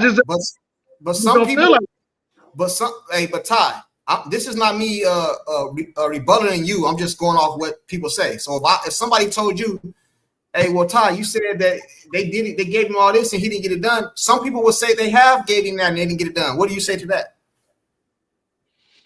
No. I don't believe that. Oh, you don't believe it? Okay. So basically they got to give Dak his help, and then he don't get it done, then you'll be off of Dak. I got you. JB, This should be interesting. What up, JB? I don't even know how to ask you the question because you already off of Dak. So maybe we need to revise the question. Let's revise the question. I got to answer his question. I mean his statement. He said they ain't did nothing for Dak. And bro, that is not true, man. That is not true. You cannot say they didn't do. JB, hold on. Are you kidding me? We gonna hold on, bro. We gonna keep it structured. You can't say that with no straight face, man. Hold on, be a Cowboy fan. JB, hold on. I'm not picking on Dak this time. No. But listen, JB, hold on, JB. We gotta ain't even about that. Okay, cool. We're not gonna do that. We're gonna keep it structured though, right? We got to change the question a little bit for you. You know how like you order food, you going to a wedding. Some people don't eat seafood. You gotta order them something else. So we got to order you something else on this topic. Let me ask you a different question. What does Dak Prescott have to do this coming season for JB to get on here and be like, hey man, Dak, hey, he did his thing? What is he? I don't want. You got to get to an NFC Championship game, bro. Okay, so if he get to an NFC Championship game and lose, you'll get on here and say, you know what, he did his thing. He's not the reason we lost. I wouldn't say that. I'll just be like, okay, maybe he done changed something and he got to an NFC Championship game. If he win it, shit, I ain't got nothing to say. Period. But he got to do that for me, bro. For me to be like, he got to do that because you got to be real, my guy. You can't say that with a straight face that Jerry Jones ain't putting no weapons around that guy. Do you agree with that, Kush? Do you agree with that, Angry, that he didn't have no weapons to succeed? That's gonna start a debate, man. Hold on, that's gonna start a whole debate. That's gonna start a whole debate. We're not doing this. That's because I ain't got nothing to say to that. That's the button. Well, basically, that's Hey, JB, let me ask you a question before we move. Hey, JB, let me ask you a question before we move to Kush. We're gonna move to Kush after this. Let me ask you a question, right? Let's say, for example, Dak make it to the playoffs, wild card game. No, that ain't enough. That ain't enough. Hold on. You didn't let me finish. My bad. Go ahead, my bad. Let's say he make it to a wild card game. Dak Prescott go out there in a wild card game. He playing against, I don't know, San Francisco or let's not say San Francisco. Philly, Washington. He played against Washington in a wild card game. Dak go out there. He have 345 yards, no interceptions. You know what I'm saying? But at the last minute, the game on the line, 2 minutes left in the game, the defense give up a touchdown and lose the game. Is that Dak Prescott fault? I'm asking. I'm just asking. Do you still give him props because he's not the reason we lost, or do you still blame that Dak Prescott for that? I'm not blaming him specifically, but I'm not saying it. You know, it wasn't his fault. Okay, it's a moral victory type shit because the narrative is that the defense caused us all our playoff losses. Hold on, but you didn't listen to what I said though. You didn't listen to what I said. If the defense gave up like the defense gave up. No. We ain't talking about no pass game. I'm talking about this coming season. If the defense give up in the last seconds of the game, if the defense no. That's not what I'm saying. I said specifically, Dak went out there. Let me finish. Dak went out there, wild card game. He had 345 yards, 3 touchdowns, no interceptions. You know what I'm saying? But the defense gave it up I'm not trying to put the blame on the defense. I'm just trying to see what do I have to do? What does he have to do? Do you still blame him for not getting over the hump? If he played a good game, no interceptions, you know what I mean? No turnover, no fumbles, 345 yards, 3 touchdowns. That's a good game for a quarterback. And then the defense gave it up. Do you still blame Dak for that? I mean, I say he played a good game, but so you blame him. So you blame him. I don't blame him like he was the 100% reason, but I'm not gonna be like, oh, it was just the defense fault. I mean, that's what you asked me. You asked me basically what you asked me is if it was Dak or the defense. But basically, that's been the narrative the whole time. That has been the defense. I ain't talking about no narratives though. In some of those games, Dak Prescott threw interceptions. I just told you he threw none. He wasn't the reason for this loss. Let me answer the question. Maybe it'll help. What if he didn't make a play though? That he should have made, and it was. I didn't say no if. I said we made the playoffs. I didn't say no ifs. I was giving you in the game. Even though he didn't throw an interception, but he did. What if he overthrew a pass that would have been? Let's say he had a good game. Let's say he had has to be 100% perfect. He has to be 100% perfect. How I was saying this is, what if Dak Prescott threw 357 yards passing, 3 touchdowns, no interceptions, and we lost the game? Forget the defense, blah, blah, blah. We lost the game. You know, you look at his quarterback rating 117, stuff like that, 71% completion So percentage. it's about more victories then? No, Is that what it is? I was just asking a question. I was basically like segueing off what they said because they're all Dak Prescott supporters. You're not. So I was trying to see what does he have to do to get you on board. But anyway, what's up, Kush? Hey, I'm gonna ask you the same question. Man. What do before we even start, man? What's up with the panel? How's everybody tonight? Hey, we good, bro. Good. He's had good games in the regular season and we lost, just like that Philadelphia game. I didn't say regular season, no. I didn't say regular. I said playoffs. Hold on, JB. Hey, Kush, you a Dak Prescott. I just want to ask you a question. I want to know you a Dak Prescott supporter. Yes, what does Dak Prescott have to do to get you where JB at? Throw 7 interceptions. What? And 1 playoff game. And be 7? And be the absolute reason we lost. Hey, that's a little extreme, bro. The absolute reason we lost. No, it's not. No, it's not. I'm going to tell you why it's not extreme. I'm going to tell you why it's not extreme because a defense giving up 42 points in a playoff game ain't extreme. I told you the defense. That's why you can't. A defense giving up 42 points in a playoff game isn't extreme. I don't care how many interceptions you throw. Brad Johnson won a Super Bowl. Brad Johnson. Who is Brad Johnson? A Super Bowl winner, we know that much. But I'm going to tell you, Dak has to be insanely bad for me to get off board. I am personally vested in. All right. Kush, you know you're the homie, right? You know you're the homie, but I gotta be fair. I gotta keep it real. Dak Prescott, wild card game against Washington. Dak Prescott throw for 3, let's say 500 yards. Okay. He throw for 500 yards. No interception. Tony Romo, Denver game. No, hell no. I gotta give it. I gotta come at you, bro, because you're gonna say I ain't being fair. Dak Prescott throw for 500 yards, wild card game, 500-yard game for Dak Prescott, no interceptions. You know what I'm saying? All that. We get the ball back. 2 minutes left in the game. We need a touchdown to win the game. He don't throw an interception. He throw an interception. Are you off of that? I'm not off of him, but that shouldn't have been. But he's the reason. He's the reason we lost. Definitive reason. If we're down 3 and all we need to do is get in field goal range and he throws an interception, I'm gonna treat him just like I treated Tony Romo. Come on, Dak. Come on, man. You gotta be better than that. But next season you're gonna be. But next season you're gonna be back on it. You're gonna be back on it. I'm never going to. I was never off of Tony Romo. I was never off of John Kitna. I don't know how much I could strap. I am a cowboy. I am a cowboy. I'm a quintessential cowboy. I've seen the worst of days. This is nothing compared to Quincy Carter. This is nothing. Okay. Right. I got you. Hey, hold that thought. Hold that thought real quick. I gotta look out for the homie Angry. Angry, this for you, bro. Appreciate you, the lunatic. Appreciate you, man, for the $2 super chat. Dak does those numbers, and I blame the defense. And see, that's one of my things, because I was actually in the middle of writing bullet points and stuff about a video about this. I look at this as a 53-man roster. Every single person, every single man bringing their talents, what they are drafted for, what they're brought to the team for, to display their talents at the best of their ability. I believe that will show statistically as well. You see it happening with Micah Parsons, CeeDee Lamb, Dak Prescott.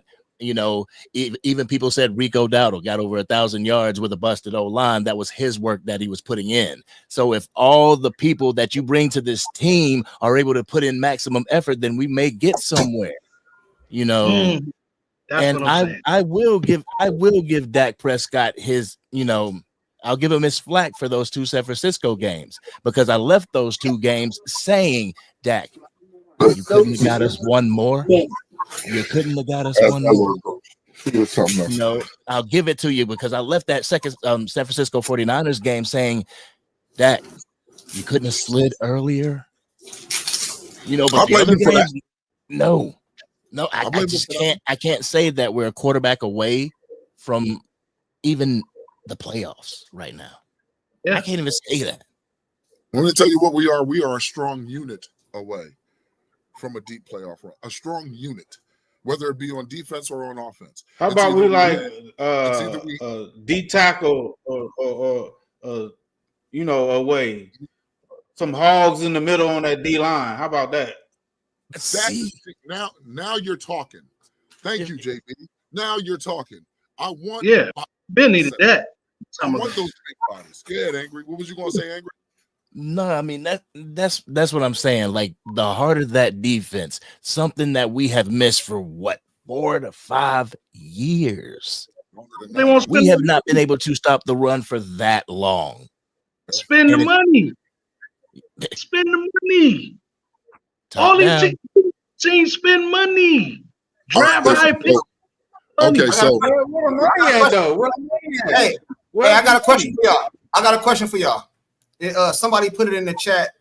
Sorry if I missed it. Let me see if I can find it real quick. Give me a second. Thank you, D Lunatic. Yo, appreciate the super chat, man. Second. I don't see it, but shout out to whoever sent it. Do you guys believe that Shotty should put Dak Prescott in a hurry up offense? I heard that he succeeds. That Shotty said that he likes the hurry up offense because it's more of a backyard football style of offense for Dak Prescott, and they succeed in that way. So, and when you watch it, the hurry up offense is effective, especially if you can get a running back in this upcoming draft or get a running back in free agency, wherever. Well, free agency sucks right now. Hey, you know what? Go ahead. Go ahead.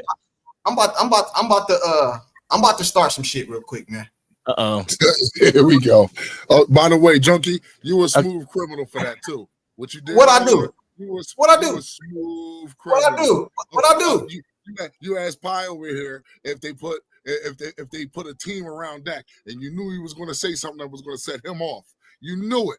You was bro. No, listen. Let me tell you something, Kush. Let me tell you something, Kush. Right? I be trying to.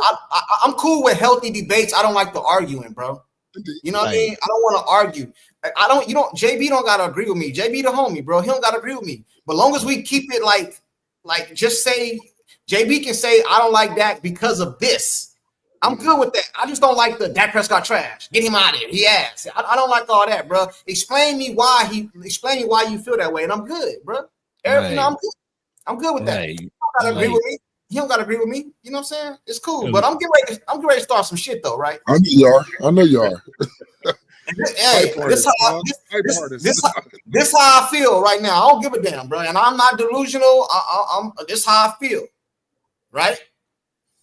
Take Dak Prescott accolades away. Just take everything you know about Dak Prescott and throw it out the trash. I don't believe that Dak Prescott is a top 2-3 quarterback in the league. I believe Patrick Mahomes is up there. I'm not gonna name all these other quarterbacks because they ain't did shit neither, right? I'm gonna put Patrick Mahomes there. I'm not gonna say he better than everybody else, but I'm not gonna put everybody else up there because they ain't won shit. You know what I'm saying? But if the game is on the line and we need a touchdown, Dak Prescott is one of the best quarterbacks in the league. I don't give a fuck I don't care who you name. Name him. He the best quarterback in the league. 2 minutes left in the game. I got all my faith in Dak. Let me tell y'all something, then I'll give y'all the floor.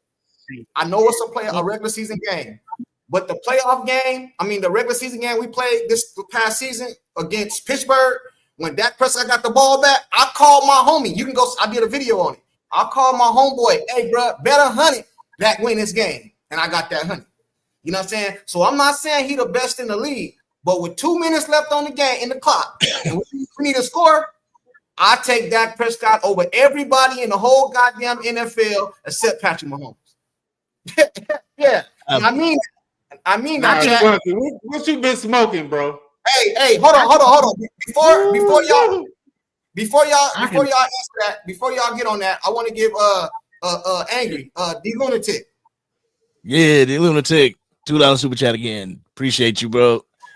$35 million in cap space. Let's load up and draft best player available. How you gonna sign Micah and Bland? And see, but the thing is with this $35 million salary cap space, you sign Micah Parsons, you free up even more salary cap space. True. 19 million. Yeah, it doesn't count against this when you add to it.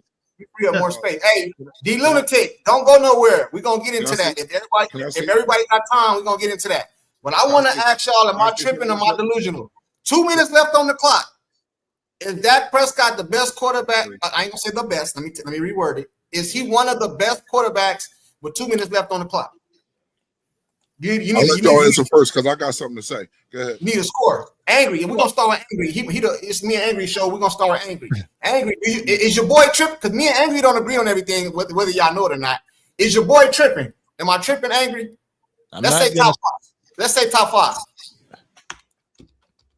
Because it goes hand in hand. That hurry up style offense that they love to run and they're considering running. That's the 2 minute offense. So. Right. I wouldn't give him he's certainly not the best, but I will give him fringe 5. I'll give him fringe 5. Yeah. Hey, Angry. Hey, Angry. I'm gonna put you on the spot real quick. We're gonna move the tie. We're gonna take Patrick Mahomes out of this. Who would you put over Dak with 2? You need a touchdown, or you need a field goal, whatever. Who you put over him with the quarterbacks in the league right now? I ain't saying that he's better than him. I'm talking about that you got faith in to go down the score with 2 minutes left in the game. Super faith without Patrick Mahomes. Yeah. Joe Burrow. Okay. I got faith in Josh Allen. Okay. I got faith in Lamar Jackson. I don't know about Lamar Jackson. I do have faith in Lamar Jackson and the team he had last year. Yeah, I got faith in that. All right, 2 minutes there. Okay, that's your opinion. See, now you thinking. Matt Stafford? Yeah. Yeah. All right. Hurts. With the team he has this past year? Yeah. I can. Yeah, I'm about to say, what team is Dak on when he's doing this 2 minute offense? That's the question. Not the last. Not the last. No. Just pick. Just him, period. It ain't about the team. Just his play, period. Nah, he gotta have weapons though. He can't have Tolbert and all them out there like last year, bro. Hey, I say to you, we talking about. I said 23 season. 23 season. Okay, you talking about 23 season? Yeah, when him and Ceedee was balling. Cooks, right? He had Cooks too, didn't he? Cooks and Tolbert. 23 season. We go 23 season. We go to latest season. We had Lambs and Cooks, right? 23. He had Cook, Pollard. Yeah. No, Cooks pissed me off. Wide receiver. He had Lamb and Cooks, right? Yeah. Cooks pissed me off. I'm sorry. Hey, Ty. Different with 5 different quarterbacks. Hey, I'm looking at some numbers right now. Hey, Ty, hold on. I'm gonna get to you, Kush. Hey, Ty. Quarterback you didn't have 1,000 yards with. Am I tripping? Here you go. Am I tripping, or is Dak Prescott the top 5 in 2 minute offense? Need a score. You tripping? You can say I'm tripping if you want to, bro. Just you can call me delusional. It's all good.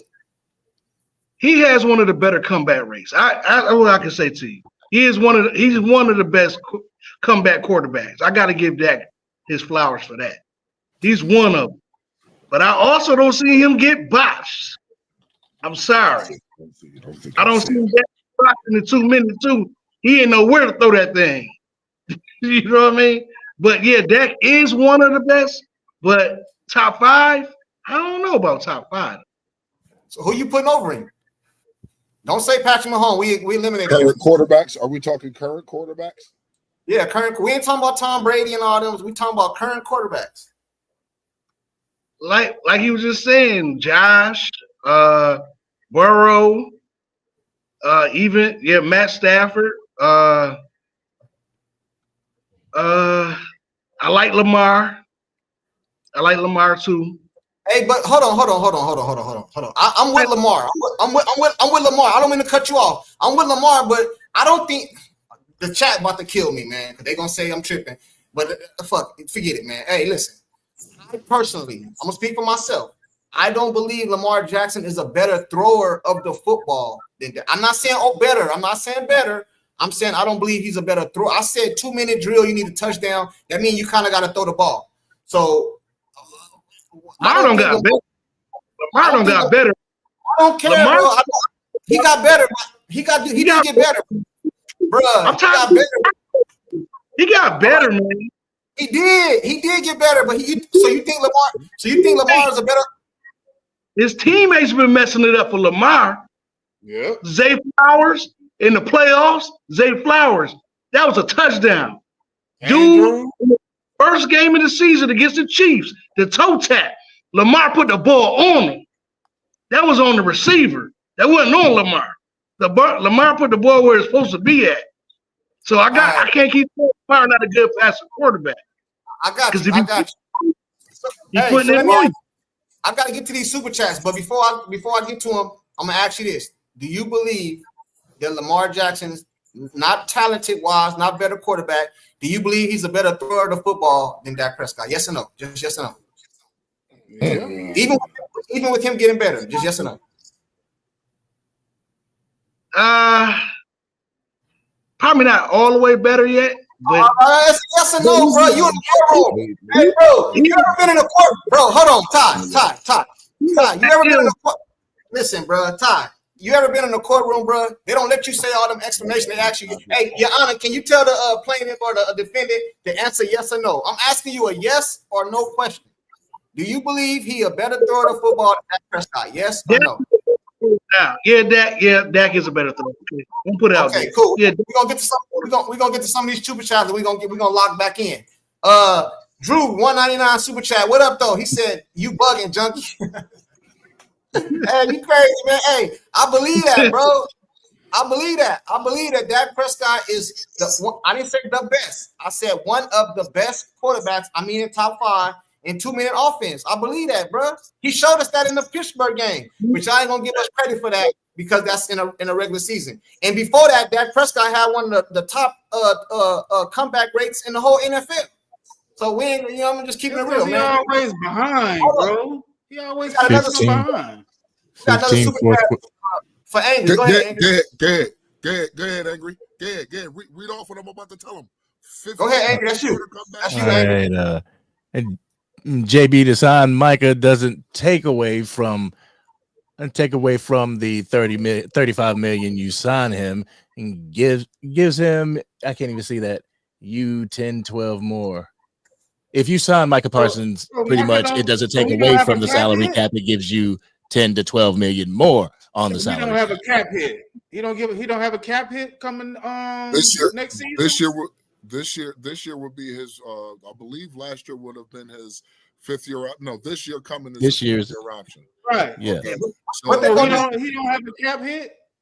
What they're gonna probably do is he's going to have a cap hit, but it's not. They're gonna play it out. They're gonna probably play it out, bro, and franchise tagging, bro. Well, you can. They're probably gonna do, bro. They can give you a contract, and once that contract starts, obviously they prorate it throughout the years that you're there. They can prorate a little bit here for the first year, then sprinkle all that through the rest of the remaining years, even the void years at the end of the contract. Yeah. So I think that's what they're going to do. That's what they're planning to do to get that $12 million in cap space. The thing I don't. This is what confused us about the Cowboys, man. Hey, shout out to Marcus for the super chat. Oh, we got a legend in the building. You know what I'm saying? Cowboy fan talk. Salute to you, man. Hey, Cowboy fan talk, bro. If you ain't doing nothing, man, pull up for about 5 minutes, bro. I know you're busy. If you ain't doing nothing, man, go on and pull up on us for about 5 minutes. You ain't doing nothing. Hey, but the reason I don't like the Cowboys, bro, is because they do things like unorthodox. Like most teams free up cap space to make moves. The Cowboys free up cap to do nothing. You know what I'm saying? Now, me as a Dak Prescott supporter, I'm a supporter of Dak Prescott. But if you're gonna restructure his contract to not do nothing with it, you might as well eat the contract. I keep saying this all the time. Why free up all this money to just sign depth and roster players? That don't even make sense. So, Angry. So what if you with this money that you got with this 35 mil, what if you sign Micah Parsons, you free up that 12 mil in order to sign Tyler Smith and DeRon Bland for next year, which also gives you more money onto your cap space, which actually adds more money to your cap space. That's what that does. They're not going to use it. Whether they use it or not, that's not the point, right? Here's the point of it. What the Cowboys are doing right now, which they already told you, which Jerry already told you was a part of his 2-year plan. Okay, they didn't know Mike was leaving until Mike left, so then they brought in Shoddy. The plan was to go ahead and push all their chips in later instead of now. Everybody wanted them to go all in now when they still wanted to sign Dak, sign CD, and get Micah in the building. Now they secured a spot with Odigizua. You know what I'm saying? Their plan is to grab your depth now, which we lost a lot of after the 2023 season, and we had very little in the 2024 season, which is why you saw us go the worst that we've been in 5 years, 7-10. Now what they're doing is replenishing the depth. So that way, once they play in their free agency, like they're going to do, like they normally do, and after June 1st cuts, let's not forget about those. That's what most of that money was freed up for. And yeah, they are going to roll some of it over because we know who Catboy is. Why do you think we got depth at the most $6 million? That's the most we've spent. The most money that we spent on a single player was $6 million. It's not 8. It's 8 with incentives, but it's $6 million. You know what I'm saying? That's the most. Hold on. Let me get to this super chat real quick because I don't want them to build up, bro. Hey, it's all good, Cowboy fan talk, bro. Hey, handle your business, bro. Enjoy your night out with your lady, bro. You know what I'm saying? If you come in, we still on, man. Hop on. Let me get on this super chat, man. Angie, she says, where does the panel rank Jalen Squirt? Jalen Squirts. Oh my goodness. Hey. All right, we gotta answer it. Hey man, somebody super chat. We gotta answer it. I ain't gonna say Squirts. I'm gonna say Jalen Hurts, but I ain't gonna say Squirts. But y'all know what she's saying. Where does the panel Squirts all the time? Where does the panel? He a Super Bowl champion, bro. So we gotta put some respect. He got to put some respect on his name, bro. He's top 5. So where does the panel rank Jalen Squirts? We starting with Angry. Man, let's say 1 through 10. Let's say put him somewhere top. He's top 5, top 10. What do you put him at? I'll do the 1 out of 10. I ain't gonna put him in top 10. 11. I'll probably give him a 7. So he the 7th. So he the 7th best quarterback in the league. No, I think that's what she's asking. I think that's what she's asking though. Where did the panel rank? I think she's asking amongst all quarterbacks. Okay. So you amongst all quarterbacks. I think that's what she's asking. Angie, I think that's what you're asking. But if it's not, you can let me know. I think that's what she's asking though. So let's see. You don't got to name him. Is he top 5, top 10, top 15? I mean, oh yeah, he's definitely top 10. Hey, I'm about to put Angry on the spot. Do you take Dak over Hurts right now? Of course, he's my quarterback. Okay, cool. All right, Ty, where do you rank Jalen Hurts? I would say, to me, honestly, since he won the Super Bowl, I give him 9. 9? I give him about top 9. Top 9. Okay. JB, where do you rank rank Jalen Hurts? I think Jalen Hurts is a winner, man. I gotta put him in top 5, bro. That man top won a Super Bowl. He won a Super Bowl without a run game. I gotta give you credit for that, bro. Without a run game? What? I was with you until you said that. But yeah, bro. I said in the Super Bowl. Yo, that's his super I said in the Super Bowl. Like, yo, listen. He shut that run game down in the Super. They did shut the run game down. Okay. The way you put it is like they had absolutely zero run game, and they didn't have to worry about the run game. How many yards did he run for? They worried about the run game. Bro, hey, JB, you a football fan. You know some people is put on the field as distractions, bro. Look what he did all year. How We many can all yards? do is that. Somebody answer that Top question five. first. 67 yards. Beat them. Hey, your 57 answer. yards? Hey, your answer is top 5. We get it. We get it. 57? And that defense was crazy. Well, If no, you'd no, have just said, we talking about that man. He went out there in the Super Bowl without a productive run game and won the Super Bowl, bro. Don't do that. he had a productive run Jalen game. Hurts- They just 67 stopped it. yards rushing. Jalen When we Hurts had didn't that have a run game, when we had that run game in the playoffs, y'all said Dak didn't have no run game. He didn't have a run game in the Super Bowl.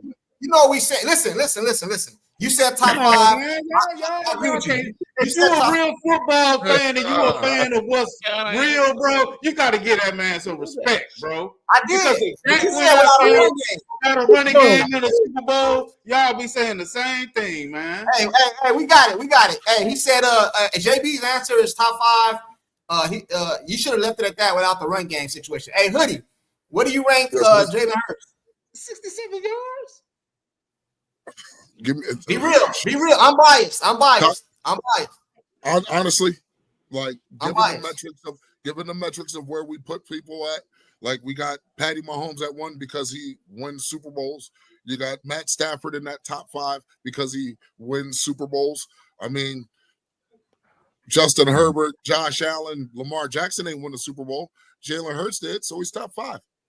Top 5. I kind of agree with you, bro. People ain't gonna believe me, but I think Jalen Hurts is top 5. You know what I mean? Like I put him over Josh Allen, bro. Can I say something real quick? Can I say something? Super Bowl, bro. He won a Super Bowl, man. It's Patrick Mahomes. I can't even follow. Dak Prescott and Jalen Hurts. Not for real. Let me say something real quick. Yeah. Jalen Hurts ran for 72 yards and a touchdown. Saquon Barkley ran for 25 times, ran 25 times for 57 yards, right? But he had no run game. He is the run game. Right, that's Jalen Hurts. He's a dual threat. That's why he's top 5. He won it without a run game. He is the run game. I'll give you top. He was the reason. That's my point. It was Jalen Hurts. We talking about Saquon. Y'all talking about running back from the running. You talking about the run game from the running back position. He only had 57 yards. Hold on. I'll give him top 5 though, bro. Hey, listen, JB, hold on, bro. I don't think we're going against what you're saying when you said they don't have a run game. I think what we're saying is they had a run game. It's just that they went into the game to stop it. It's not like they didn't have one. Their defensive plan was to stop it, so they had one. Have it in the Super Bowl. He did All right, cool. He ran for 57 yards in the playoffs. Y'all said that wasn't a run game. They ran for over 100. Okay, so he didn't have it in the Super Bowl. He had it every other game leading to the Super Bowl. So when it that comes got to him to the Super Bowl. Game, though. The Super Bowl is But the thing is, okay, yes, it's the biggest game. Hey, one at a time, no arguing. Hold on, one at a time. No, we're not gonna argue. We're not one at a time. I'm gonna let you rebuttal angry. Hey, JB, I'm gonna let you rebuttal angry, but we gotta go. We just talking over each other. Go ahead, angry. Nah, man. Go ahead, angry. Oh, bro. Nah, it just threw me. That threw me off, man. Okay, we got a super chat. Drew for the 199. He said that's Super Bowl MVP Hurts, your champ. Hey, Drew, I gotta give it to him, bro. He won a Super Bowl. I can't say nothing. You know what I mean? My guy ain't won one, so you got me there. You got me there. That super team they built over there won the Super Bowl. The Georgia Bulldogs defense won the Super Bowl. Let's call it what it is, man. Can't argue with that. Y'all telling me honestly? Are y'all really telling me when Dak was a rookie and had that low contract, if the Joneses would have built the team like that, we couldn't have did the same damn thing? Hey, I gotta ask y'all a question. This is a good statement right here. He said he won the Super Bowl without a run game. Eli Manning won 2 Super Bowls. Was he ever top 5? Honestly, yeah, he has to be. He has to be. So he's top 5. He's a Hall of Famer. He's a Hall of Famer. Who is? Eli Manning. Manning. That's that's another thing, bro. I don't see the Hall of Fame is getting watered down, bro. That's something else. The Hall of Fame is getting. Let me tell you something, bro. This is how I feel about Hall of Fame, bro. This is how I feel about Hall of Fame. If I can ask you if a person's a Hall of Famer and you got to think about it, he's not Hall of Fame, bro. If I tell you, bro, that's crazy. That's crazy. That's crazy, bro. He beat the Hall of Famer. No, the defensive line. The defensive line beat the Hall of Famer. Beat him twice. Was he not? Oh no, they did it. Hold on. Wait a minute. So we could give Jalen Hurts credit for winning this Super Bowl when we know the defense was a quintessential reason why they won that Super Bowl. But we're not going to give Eli. Nah, bro. So Jalen Hurts a Hall of Famer now? Hold on. I just said he was a Hall of Famer. So Jalen Hurts a Hall of Famer. He Hall of Famer right now because he beat Patrick Mahomes. No, that has nothing to do with it. But no, see, Jalen Hurts didn't do it twice. Eli did. No, his defense did it twice. You tripping, man. Hey, man. Hey, man. Eli beat the Patriots when they had Randy on the team. They was undefeated and they beat them in the Super Bowl. That counts. And they getting in the playoffs, bro. He beat them dudes when it mattered. Yeah, it mattered. Them dudes was about to do what the Dolphins did, and Eli Manning and the Giants stopped it. Bro, hey, listen, bro. We about to get off. We about to get off the Eagles, bro. But I don't agree with y'all, bro. I don't agree with y'all. Eli Manning ain't no Hall of Famer, bro. Eli Manning ain't no Hall of Famer. Can I ask a question to the panel? Yeah. Hold on. Before you do, let me get the super chat, JB. Then you next. I promise. I just want to get the super chats out the way. I forgot. My bad. Right here. Angie. Shout out for the super. Y'all giving the ops too much credit. Y'all acting soft. Whoa, bro. This is hey, Hoodie, Angry, JB, and y'all acting soft. Well, not JB, but we acting soft, bro. Y'all giving too much props to the ops, man. Disrespecting football, man. Hey, shout out to Andy for the super chat. We got one more. Marcus. So Rex Grossman is the top QB to the Hall. See, that's what I'm saying. That's what I'm saying. Bro, hey, listen, bro. Listen, if I can tell you, like if I say Jerry Rice, you don't got to think about that, bro. You know what I'm saying? If I say Tom Brady, you don't got to think about that. Okay. Yeah, if I say Aaron Donald, you don't got to think about that. When you say Eli Manning, bro, you have to think about that, bro. And if you got to think about it, he's not in the Hall of Fame, bro. He's just not, bro. The Hall of Fame. I don't care, man. The Hall of Fame it's people in the Hall of Fame that win no Super Bowls, so we can't use that as the only metric. We can't use it as the only metric. If I say Ray Lewis, you don't got to think about it, bro. See, the Hall of Fame. Listen, bro, it's great players that came through the NBA, the NFL. That's great players, but they not Hall of Famers, man. Hall of Famers mean you in a different era, you in a different stratosphere, bro. And Eli Manning ain't there, bro. Now his brother, Peyton Manning, won too. Listen, bro. Listen. His brother in the Hall of Fame, bro. Eli not. I don't give a damn what y'all say, man. That's how I feel. Eli was making the playoffs. Okay. Did Eli put us out of the playoffs to go to the Super Bowl? Nah, bro. If you got to think about it, he ain't there. Miss Matrix. Nah, you got to think about it. You ain't there, bro. The Hall of Fame is watered down, bro. You get a gold jacket for a reason, bro. You get a gold jacket for a reason, bro. You got to be like elite, like great, like all-time great, bro. You can't just get no gold jacket because you just won a Super Bowl. Hell nah, bro. So Brad Johnson. Can I ask this one question about that? Go ahead, man. Hypothetically speaking, if Romo would have made it to that Super Bowl and beat the New England Patriots in that Super Bowl like Eli and them did, you wouldn't say Romo deserved to be in the Hall of Fame? Yeah, you gonna ask me, bro. If you're gonna ask me a question, you gotta let me answer it. You know what I'm saying? It don't just go off of Super Bowl, it go off your regular season stats too, and all that, bro. You know what I'm saying? It's a collective. It ain't just the Super Bowl. You know what I'm saying? Eli Manning led the league in interceptions damn near every year. But you telling me, stop. Hey, Miss Matrix, shout out to Miss Matrix for the $2 super chat. She says Hurt won a Super Bowl, so did Trent Difford. Is he top 10?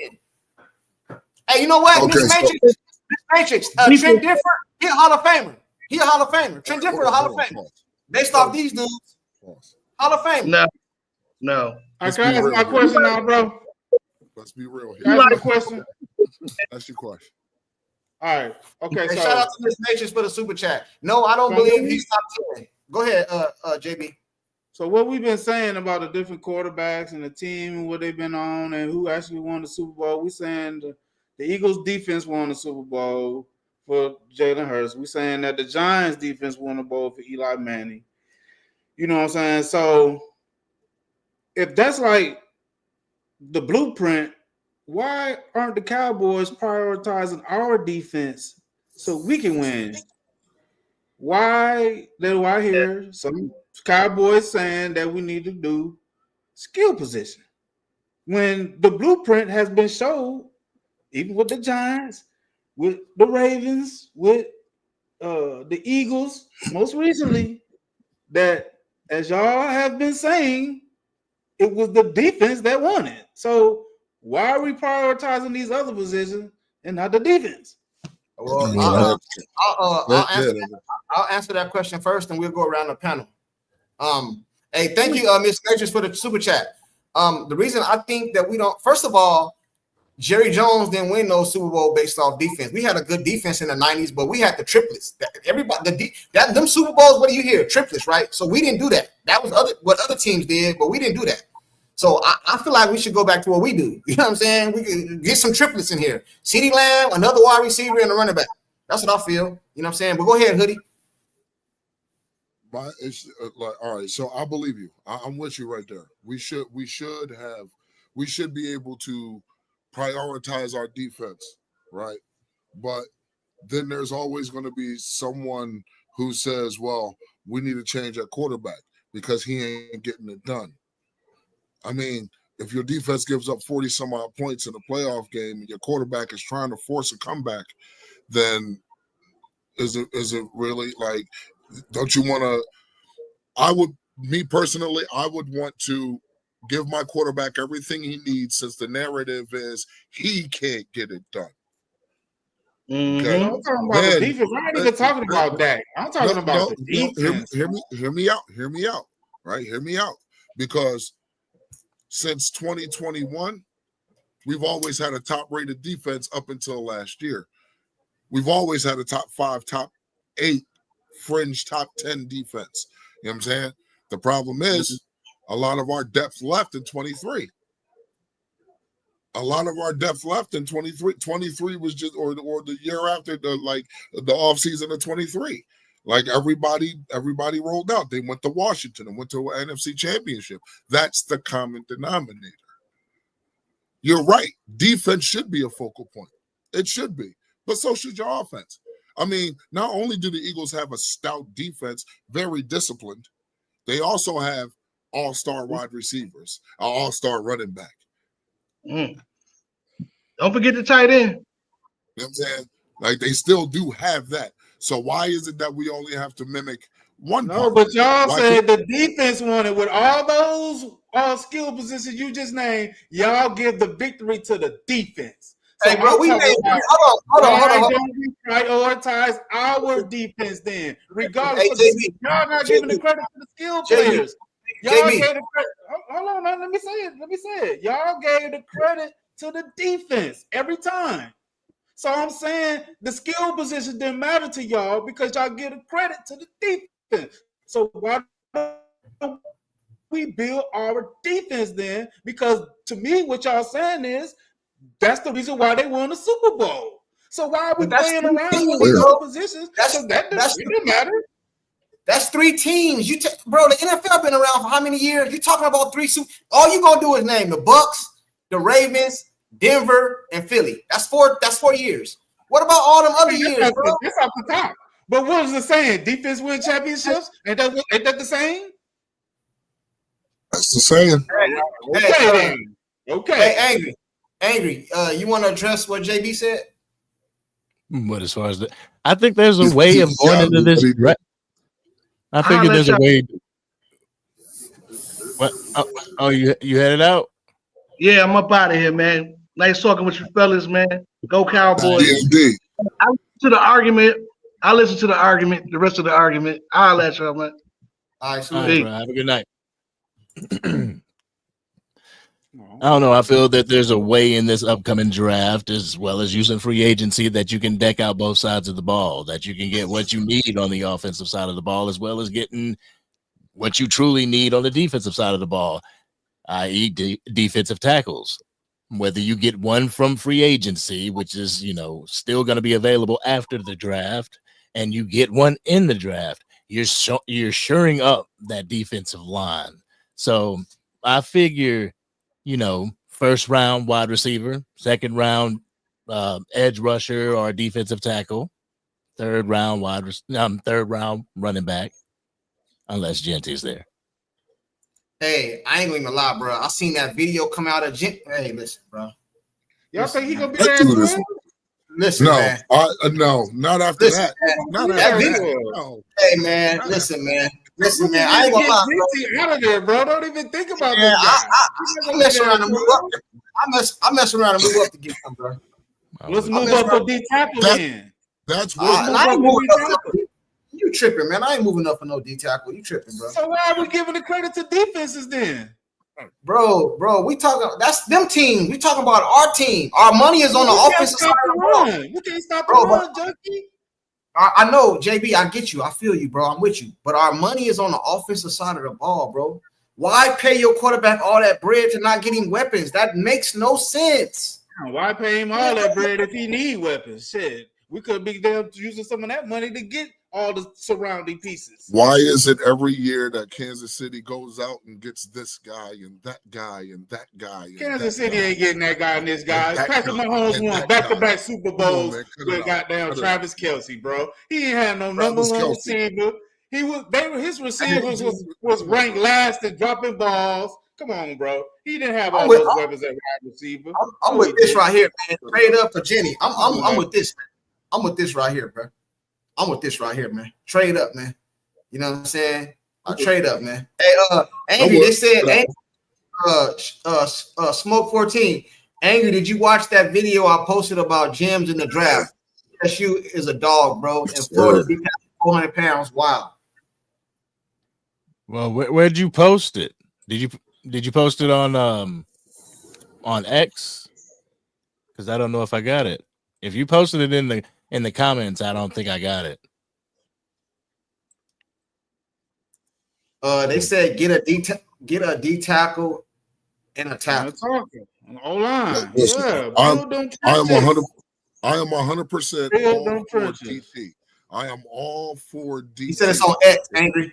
He said it's on X. I am all for DT. If you go out there and grab me a fucking left tackle in the first 3 rounds, don't you dare go out there and grab me a left tackle in the first 3 rounds. You get if we allow Mozzie Smith to do this for 3 years, why can't you allow Tyler Guyton to go through it? Bro, but see, that's what I'm saying. Still got Austin Richards on the squad. Listen. Check this out, right? In order for us to know what we're gonna do in the draft, we have to know where we headed, bro. You know what I'm saying? Is Micah Parsons gonna be playing linebacker or is he gonna be playing edge? You know what I'm saying? So what are we doing, bro? All right then. So if he's gonna be playing edge, bro, why is we drafting listen, man. Listen. We had this topic yesterday. You know what I mean? And I told them that Micah Parsons was drafted as a linebacker, but he can be used all over the field. You know what I'm saying? Because Micah Parsons want to get edge money. That's why he want to play edge, because he want to get edge money. But to me, if I was Jerry Jones, I'm going to play Micah Parsons the top of the market as far as linebacker. That's what I drafted you as. And I can play you wherever. I can play you. I can rush the passer. I can play you linebacker. I can play you wherever, bro. But all this money they talking about is for edge. You know what I'm saying? So I don't even know where the Dallas Cowboys is headed, bro. I really don't, man. You know what I'm saying? But if it was up to me, We going skill position the first 2 rounds. I've been saying it, and I'm sticking to it, bro.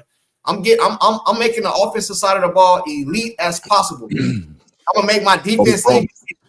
That's where I'm at with it, bro. That's where I'm at. See, I would have made my defense a majority free agents. Yeah. You know, Even I would have bought a lot of free agents for the defensive side of the ball. That way we have that experience and wisdom on that side of the ball. And you can allow your offense to get acclimated to each other, you know, to make a couple mistakes, just knowing that you have that dog defense on that side to be able to stop it. So I get where, you know, JB's coming from as far as shoring up that defensive side of the ball, because everybody is saying that, hey, if the defense could have gotten a stop, so sure up that side. But you can do that with 10 picks in this upcoming draft, as well as using free agency. You know, it may take you this draft and the next draft, but you can eventually do it. Yeah, I agree with you. Hey, JB, I got a question for you. It's right here on the screen. Hold on, let me find it. Right here. JB, what do you say to this? The Cowboys had a top 5 defense at that same time. Actually, the Cowboys defense was better than the Chiefs defense. Look it up. The Cowboys defense was better than the Chiefs defense. So what you saying, bro? You ain't saying nothing thoughts of a king. Come on, bro. Get that if they were so much better, if they were so much better, what was our issue in those last 2 years around the same time they had a good defense? What was the one issue the Cowboys defense had if they were so good? What do you mean? They was top 5. What was the issue that they had? Stopping the run. Stopping the run. What does Kansas City do really, really good? They got Pat Mahomes. Stop the run. Yeah, but how about score when they stop the run? But the Cowboys, they did it. They stopped San Francisco the same thing. They scored lesser points. The Chiefs defense allowed the same amount of points, and even more than the Cowboys did to the San Francisco 49ers when they won the Super Bowl those 2 years. He talking about the Cowboys had our defense in a better position than the Chiefs had defense had for them, bro. You check this out. Hey, JB, I got a question for you. We have more turnovers. We have more sacks. We have way more sacks than the Chiefs. We have way more turnovers than the Chiefs. Did that translate into the playoffs? Hey, JB, I got a question for you. JB, I got a question for you.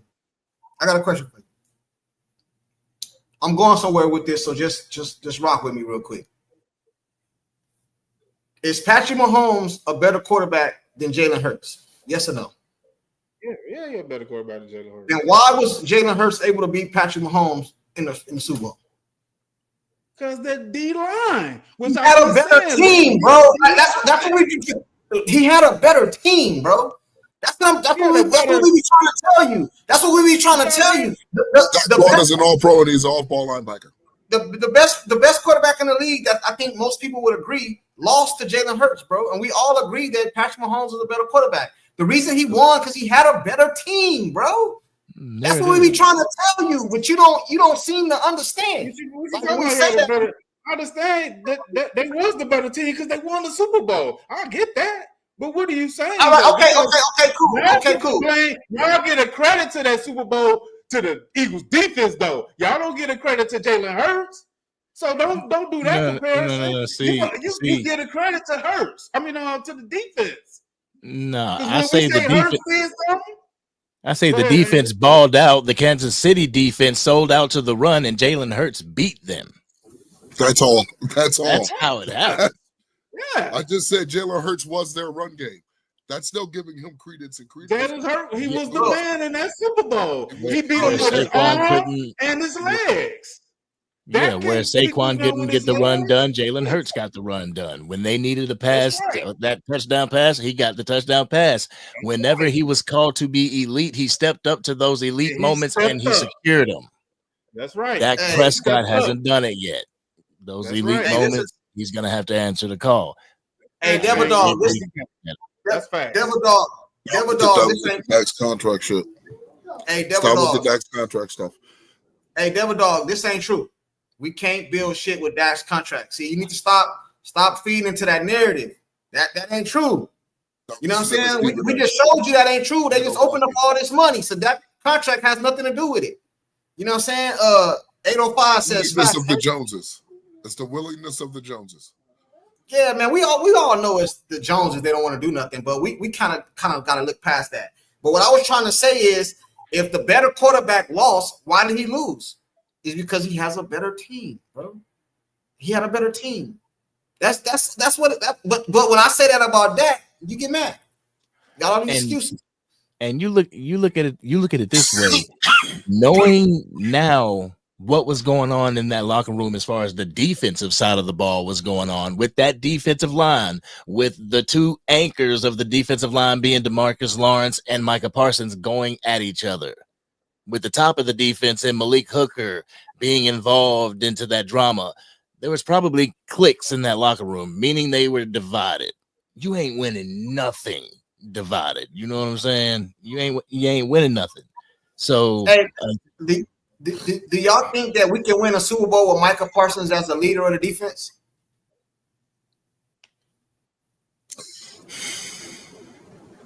I ain't talking about his talent. I'm talking about the leadership. I think Micah Parsons could have that potential to lead by example through his play. And that play also fueling him to go into the offseason. I think that's where us or some of us and Micah have a difference on what it means to be a leader. Micah Parsons can be the ultimate leader on this team. He can, with just his play. Because you see it. You've seen it. But some people will say he don't show up in the playoffs. DeMarvion Overshown is the leader of this team. I agree, but some people will say Micah don't show up in the playoffs. What do you say to that? I can't agree to that. I see more triple teams and more crack back blocks on Micah in the playoffs than I see on anybody else. Micah is an undersized edge. Is it beneficial for him to be there? No. It's not. Yes, I would like to see him play more off-ball linebacker, but he's also shown that can be his strength as well. You know what I'm saying? So I don't want him to I wouldn't want him to feel like, even though we know he's undersized, he still gets home. You know what I'm saying? I don't want anybody to think that, it's because he's undersized that he can get beat or they run the ball at him. He's getting crackback blocked on. He's getting doubled and triple teamed. Defenses are sliding to him. There's nothing else around him that can dictate the defense saying, hey, you're going to have to deal with it on this one. We got to handle this dude or these dudes. You know what I'm saying? That's why in Zimmer's scheme in the second half of the season, you saw a lot more ferociousness with the defensive front. You know what I'm saying? Because it was, all right, we can't just block this guy. We have to block everybody. And we can't block everybody because they're all missiles. Maris Leofau, DeMarvion Overshown before the injury, Carl Lawson, you know what I'm saying? Like those guys, because they were putting up numbers. They were doing their job. So, I mean, Micah can be a leader. What type of leader does he want to be? And it's not about like we all know he can do it. The thing about being a leader is this, bro. And then we go to angry. You don't make yourself a leader, bro. You see, I know Michael posted that it's my time. I didn't get nothing out of that, bro. When you in a locker room or you and somebody, or no matter where you at, bro, it can be in jail, bro. It can be in prison, bro. You know who calling shots, bro. Nobody got to tell you. You know what I'm saying? You can walk off in there first day and you know what time it is, bro. Just by the aura or the mystique, or you just know, bro. I don't think leaders are like you can't make I think it's what the other people look at you as. So do the team look at Micah as the leader? Sometimes the leader is not the most talented player, bro. No. It's not. No, you're right. You know what I'm saying? Like I just said. And me personally, bro, I don't look at Micah Parsons as this. I don't know, man. You know what I mean? I don't look at him as this leader that everybody be seeing. I don't see it, bro. You know what I'm saying? Is he probably the most talented on the defense? Yeah. But that don't make you a leader. Like, you know what I'm saying? So my question was, can the Cowboys be successful with Micah Parsons as a leader, or should that be to somebody else like an Overshawn, even though he hurt right now? Could that be somebody, even like a Kendrick or somebody? You know what I'm saying? Go ahead, Andy. See, I think we're paying attention to the wrong people when it comes to this whole leadership, because the leader that I want to see, the person that I want to lead this team is Brian Schottenheimer. You know, you have your little generals on the field, and you have more than one general. You know what I'm saying? You can have more than one leading by example to show the other players who may be those role players, this is how we play. Micah Parsons happens to be that one person, and we also see DeMarion Overshawn. You know what I'm saying? So it really does. The reason why I say Brian Schottenheimer is because I want these guys to be able to want to go into battle with this man. There was a point in time where you could see where they were frustrated with Mike McCarthy and his scheme and everything and his play calling, and they just seem on edge. With Brian Schottenheimer, I see a different emotion involved in this team, and I'm hoping that it's gonna rub off on the team to make them cohesive, one unit as opposed to 53 people in this organization. Right. Then that trickles down from the top down. Remember, then it's gonna trickle to Micah. Then you're gonna see his leadership really pop. Hey, Andy, you gotta go to war. You gotta go to war, right? Let's take it off the football field for a minute. We're gonna keep it football, but let's just say overall, you gotta go to war. Who you taking with you, Mike or Overshawn? Who? We ain't talking about talent. We talking about you gotta go to war. You know what I mean? You locked in a room with dudes coming at you. Who you going with, Overshawn or Micah?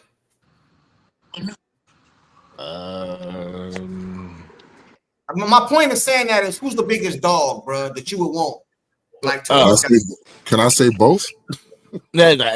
you know, because like when they're on the field together, even if one looks at the other as an inspiration, as like, yo, I want to play like that guy, and that's what he starts to do on the field, you won. You know what I'm saying? So whether Micah Parsons is looking at the fact that Overshawn just overcame 2 knee surgeries, or the fact that Micah Parsons is this dog, oh yeah. I'm taking Overshawn. But go ahead. Who's it next? JB or Kush? JB, do you think Micah Parsons is a leader to lead on the Cowboys defense? He said, hold on, man. Hey, Devil Dog. Hey, you funny, man. He said Overshawn knees would give out. You funny, man. We talking about without the injury or none of that. You know Give me a second, folks.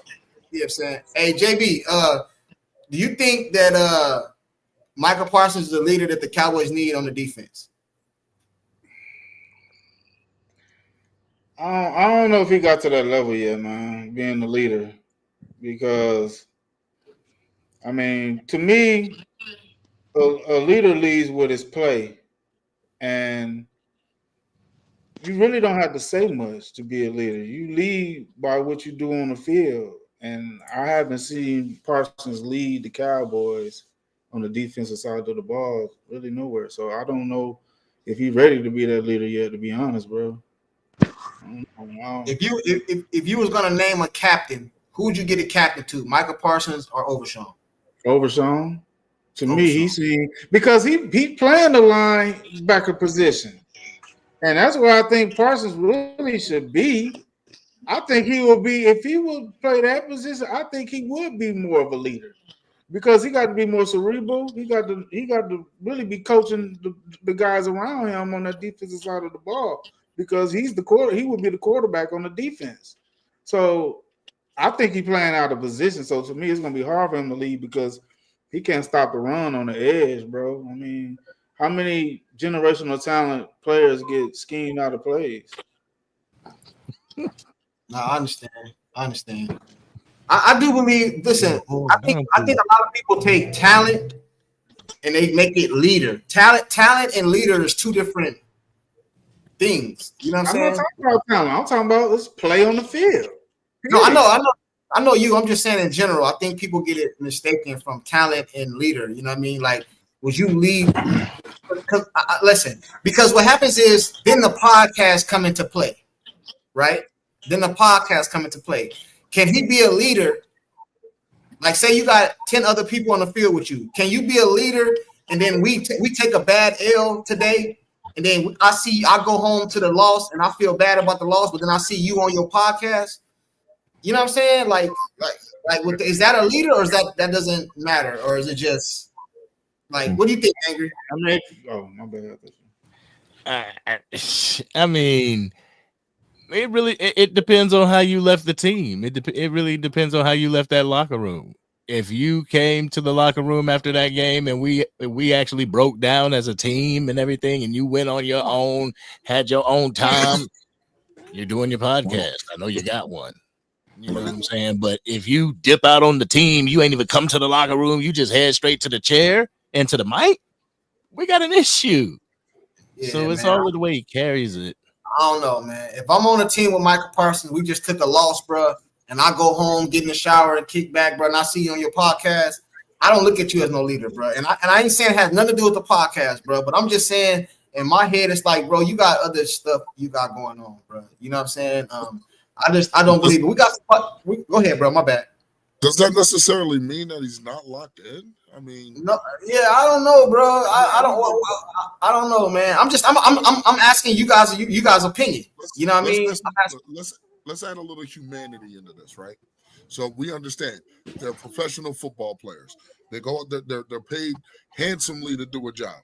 Okay, we get it, but there is a human side to this. You know what I'm saying? Like, some of these dudes, they may have generational wealth, but hopefully you would think that they would have financial literacy. So these dudes have other businesses and other ventures that they're going into. Now, am I saying that everybody out there has a podcast? No, not everybody, but some dudes do. Do we control what they do on their not football time? You know what I'm saying? Because that's their not football time. I mean, that's not what I said, though, bro. Like, if you go, I understand. That's your opinion.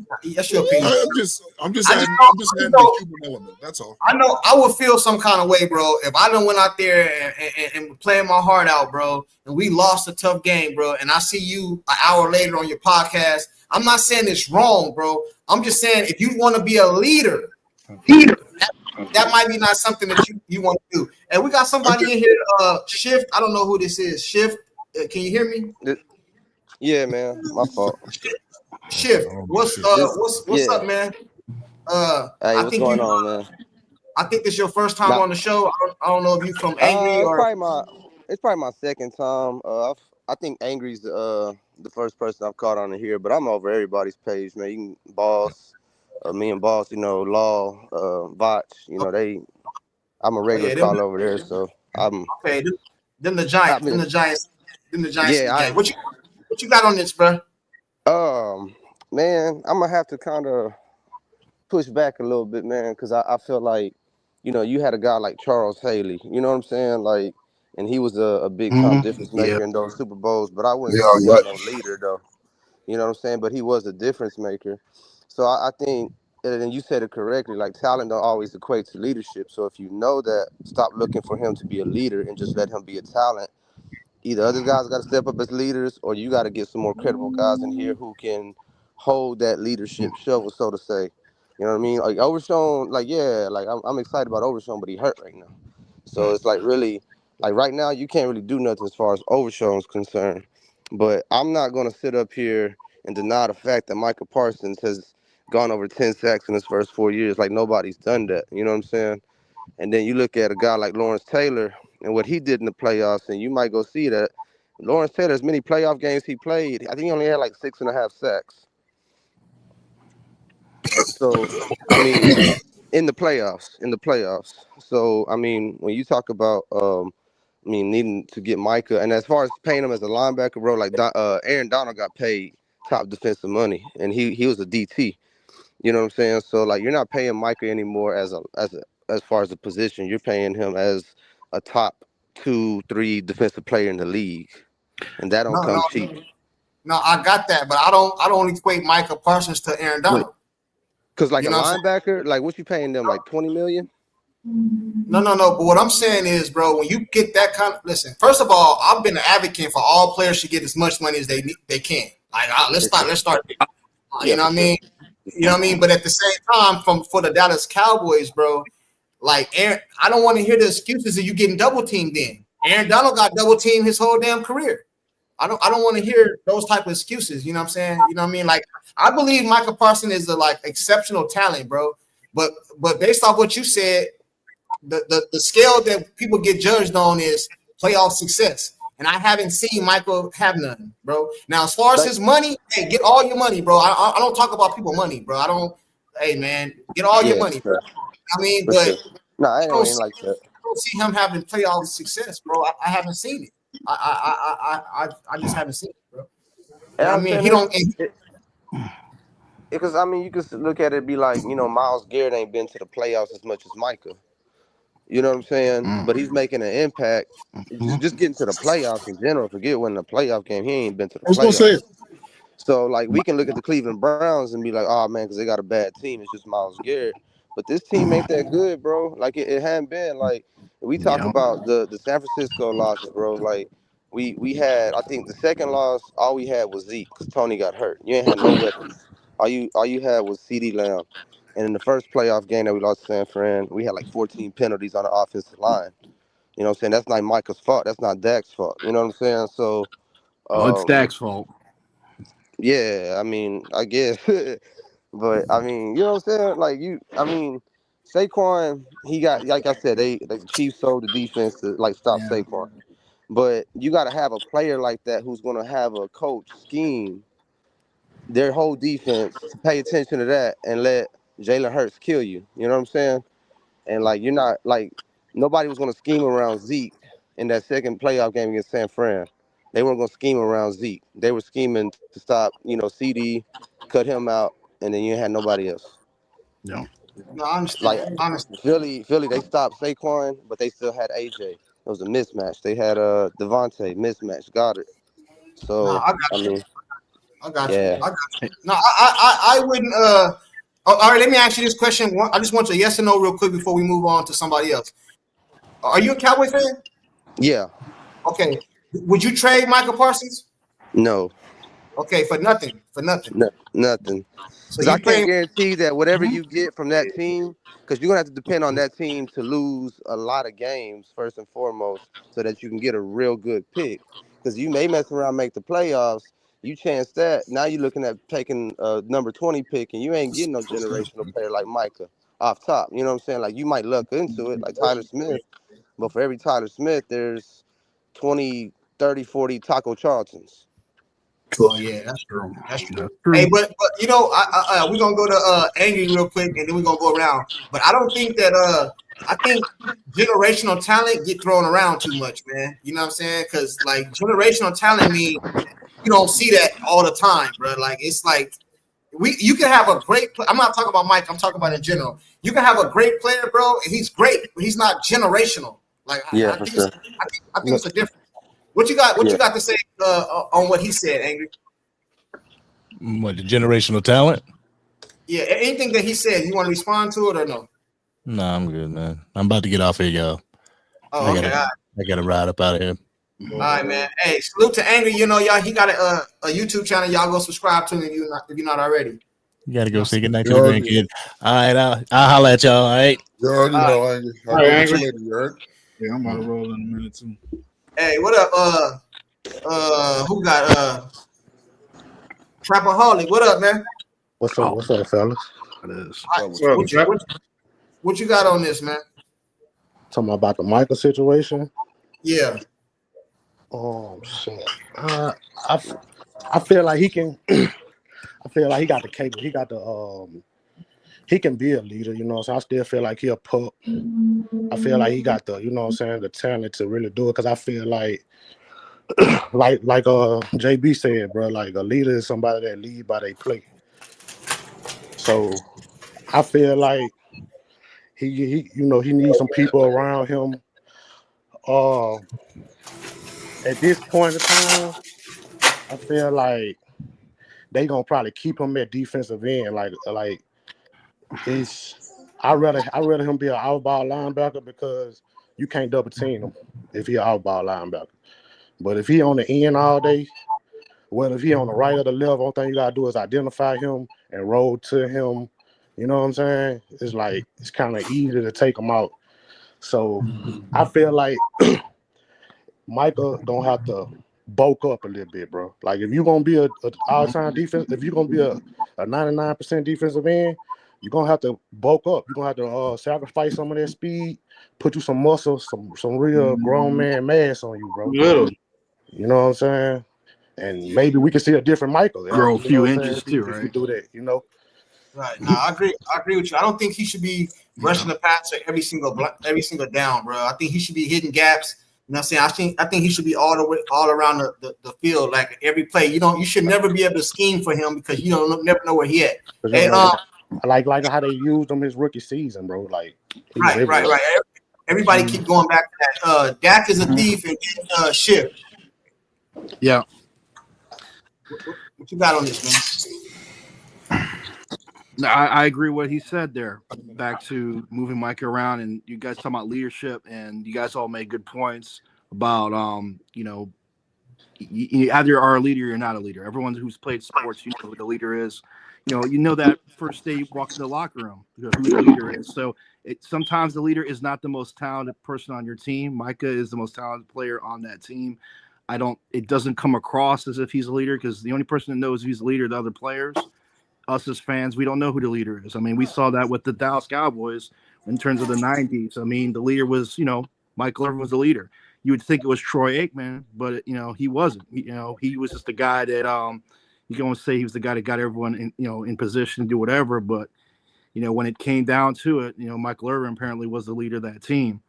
And then back to that performance thing you're talking about. I mean, look, let's be honest. Like Troy Aikman in the regular season, he was very good, but when he really turned it up was what? In the playoffs. Why? Because everyone's keying off Emmitt Smith. They're all putting 8 in the box, and then Troy would rip you apart. I mean, that's how they won that first Super Bowl. Dak Prescott can't do that. He's never done it. He's not going to do it. And, and that's that. I'm out, bro. I'm in the rub. I gotta dip, bro. I appreciate you, man. Let me be on the show. All right, JD. All right. So hey, hold on real quick before you keep going. I gotta take up for my chat. Hey Drew, I gotta take up for my chat. Hey Drew, you see that in the middle right there, man? Hey Drew, you see that in the middle right there, man? 5 trophies. Hey man, y'all won the Super Bowl last year. We gave y'all props, man. Y'all still playing catch up, man. Y'all still playing catch up, bro. Y'all still playing catch up, man. Yeah, y'all won last season. Hey, I think everybody over here done gave y'all props, man. Y'all won the Super Bowl, all that, man. You know what I'm saying? But we still got 5 of them things, man. Y'all trying to catch up. Hey, my bad, Dak is a thief. Go ahead, bro. I just have to let Drew know he's still playing catch up, bro. You know what I'm saying? No. Drew, step your game up, Drew. Yeah. I can't stand Eagle fans, but that's neither here or there. But no, it's just that's the main thing, man. I mean, leaders, if you play any organized sport, it's not always the most talented player that is, the leader. I mean, a lot of times you see that and it works great. The best player on your team is also your leader. It creates credibility, and a lot of credibility really quick. But this team, I mean, even before Michael, if we really go back to it, like even down to the Tony Romo era, let's be honest, who was the leader? I don't think this team had a real leader in a long time. I mean, I'm just being honest. Jason Witten. Yeah, maybe. I mean, yeah, but I never saw a player, at least in my impression, like, when we saw the Packers game, I didn't see a guy on the sideline or even the Witten era where he's like, someone's grabbing someone by the face mask, or like Charles Haley did where he threw his helmet and told Jerry, damn it, go get Emmitt Smith. I mean, there's no player holding the other team guys accountable on the field. Now, as far as what Parsons does on his own time, look, like I totally agree with you, Sports Junkie, where, he did his job. He, what he does off the clock, building his brand, whatever. As we all know with these football players, I mean, they're getting robbed to a certain degree from the owners. I mean, based on look how much money those guys are making. So they got to do what they got to do because, short career, they're one play away from not never playing again. So I'm not going to knock Mike on that. I understand why, and I agree. And I'm old school in that way. If I was all about my teammates, I wouldn't be doing shit like that on the podcast. But that's Hey, a man. new era. Hey, man. Nah, man, we need to get back to the old era, man. I don't want to see you over there after we just got beat, bro, signing jerseys with the team that just beat us and all that shit, bro. I ain't with all that, bro. I ain't with all that, bro. I ain't with all that, bro. I ain't with all that, bro. You know what I'm saying? Like, flat out. That's like getting into it. That's like you and your homies being out at the club or out somewhere, bro. You and two of your homies. These dudes whoop y'all ass, bro. But then next week I see you over there with the dude that just whooped us up last weekend at the club. Hell nah, bro. Hell nah, bro. I'm with you, but I ain't rocking with that, bro. Nah, I'm with you on that. But you go over there with them, bro. I'm gonna be looking at you side-eyed, bro. Like, hold on, bro. These dudes just jumped us last week, bro. You was over here, you know what I'm saying? And now I see you with the dude that just whooped. Nah, bro. I'm cool with that. Hey, Chip, what up? Can you hear me? Got you, bro. What up, man? What you got on this, man? I mean, as far as the Micah thing, man, I spoke as far as like, what I think on that, but I mean, and you talk about Dak, man. I'm curious, like, how much better y'all think Hurts is than Dak? You asking me? Yeah. I don't think he's that much better than Dak, man. Okay. Y'all want to get back on Dak. Okay, let's y'all want to get back on that. So let's go, bro. We ended like that. So his question was, how much better? Oh, let me ask you this before I answer. Are you a Cowboy fan or an Eagle? I don't know what you.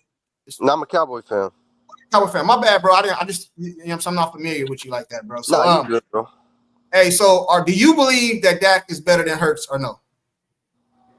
Yeah, I think Dak's better than Hurts. Okay, cool. Okay, let's start there. So do I believe Dak is better than Hurts as a quarterback?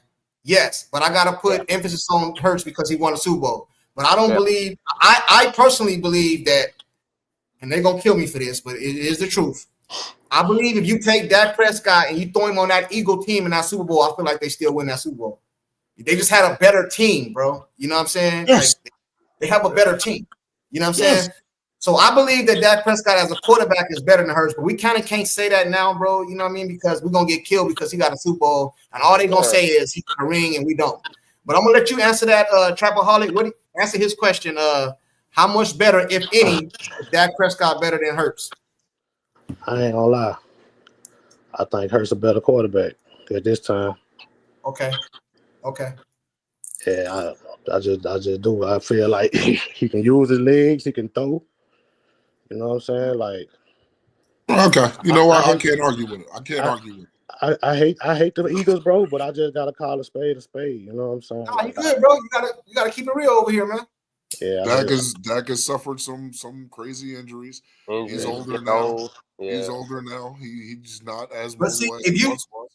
If you was to ask me who's more athletic, then I would say that's Jalen Hurts all day. Jalen Hurts. You know what I mean? But if we talking about, we can't just say that because his leg. Do you believe that Jalen Hurts is a better quarterback? This is gonna be kind of like crazy, but Tom Brady. I was gonna say Tom Brady, and I mean I don't mean Tom Brady because he's the all-time great, but I mean because he was stationary. Because he was I feel like Tom Brady's a better quarterback. I honestly feel. I'm not just talking about his ability. I honestly feel like he's a better quarterback than Dak. Okay, I got you. Whoa. No, I can't agree to that. He's a better he has better athleticism than Dak Prescott. He still can't see the field. I honestly I don't know if they win that Super Bowl if you put Dak on that, if you switch places. With AJ Brown, Devontae Smith, and Saquon Barkley with the number one offensive line, number one defense in the league, you really don't think so? I don't know. I ain't saying he couldn't put it off. So. I ain't saying he couldn't put it off. I just say I don't know. I honestly can't just say that. Easily just say that. You know. Yeah, you can't say that because it ain't happened. You're right. It ain't happened. What? I get that point. It's safe, you know. But like if I'm projecting, right? If I'm just projecting, like, I agree with Hoodie, man. I feel like Jalen has so much around him, bro. You can't say that team won just because of Jalen. I could say Kansas City won because he played a big part, though. He played a big part. Now he has stats. He has stats. No, it wasn't just stats. He actually played a big. They lose that game if it weren't for Jalen Hurts. Hold on. No, I can't agree to that. I definitely Nah, they can't start agree to whooping that. their ass, huh? Patrick Mahomes was running for his life, man. I Yeah, can't Yeah, agree with that. for sure. that offensive Yeah, line was horrible. yeah, for sure. But at the end of the day, they had to score points too, though. You can't just give. Yeah, You you're can't right. just play. And the You defense can't scored just some points too, right? if you But telling me you was just gonna leave Patrick Mahomes hanging around, you know what I'm saying? If they ain't blow him Jalen out the Hurts, water, then anything could have happened. You know what I'm saying? That's Patrick. Jalen Hurts accounted for 3 touchdowns, 2 with his arm, 1 with his leg. Patrick Mahomes accounted for 3 touchdowns, all 3 in the air. Nobody else scored. He didn't have a run game. The defense was on his cheeks the entire night. The Yeah, defense, I see that. they beat them 40-22. Right. So that's 3 like How many defense turnovers the got them defense 40 got? points. Hoodie? So it was 40-22. So they got 2 to 3 touchdowns. I mean, I ain't saying that So turnovers. I ain't saying it was all Jalen Hurts, but I'm just saying he contribute. Like Yeah, he he contributes. came through in the clutch, in the crunch. He went. It was a lot of third downs. He converted. They would have easily, you know what I'm saying, put that ball back in Patrick Mahomes' hand. And you know, if he would never converted a lot of them third downs, you know what I'm saying.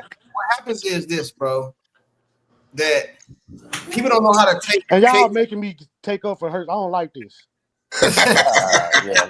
This really feel uncomfortable to me, bro. Like for real.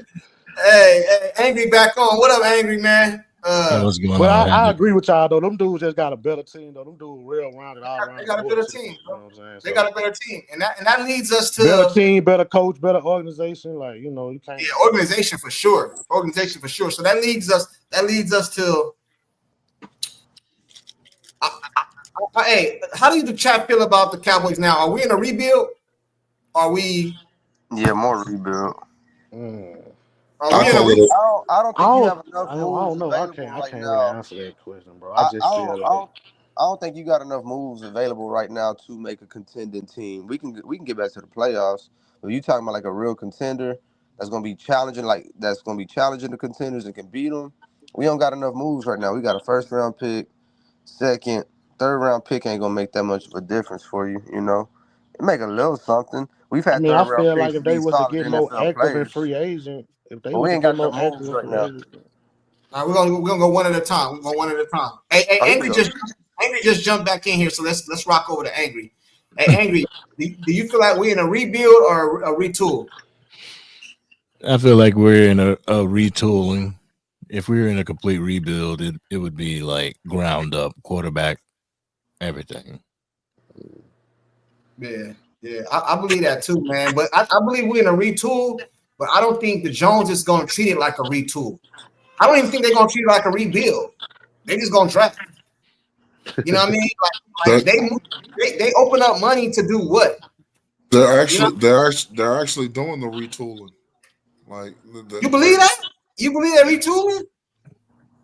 Yeah, I mean, then why would you grab 6 defensive players? Because the depth. That's not retooling. Yeah, I'm definitely. Hell no, bro. You need nails for your drill, don't you? Bro, they got Harbor Freight tools, bro. You need nails for your drill, don't you? Got Harbor Freight bro. tools. You know what we saying. Hey, Hoodie, you know what we saying, bro. You need nails for your drill. Zach, I don't know how much more I can stress this. Who was Zach Bond before he became an All-Pro Super Bowl champion? That ain't gonna happen all the time for you, though. He was a special teamer for the Saints. That's who he was. Yeah. Now he's an All-Pro linebacker, Super Bowl champion. Yeah, we drafted a lot of like average kind of solid league dudes, and we have, you know what I'm saying, like Zach Barnes or like that's an anomaly. You know what I'm saying? So like, who's to say Jack Sanborn can't be that anomaly? Because anomalies just don't happen all the time, you know. Like we've had this hype before with linebacker with Bro, you wishing though. You wishing. Let me tell you something. I can't depend on the wish. I want to have hope though, for sure. I want to have hope. I'm gonna have expectations. I ain't gonna have hope. But check this out, right? I want to. If the Dallas Cowboys, bro, I don't even think the fan base. We want to win a Super Bowl, right? But I don't even think that's what the fan base is mad at. I think the Dallas Cowboy fan base is mad at all the teams around us are trying to do better when we see the Dallas Cowboys don't do shit.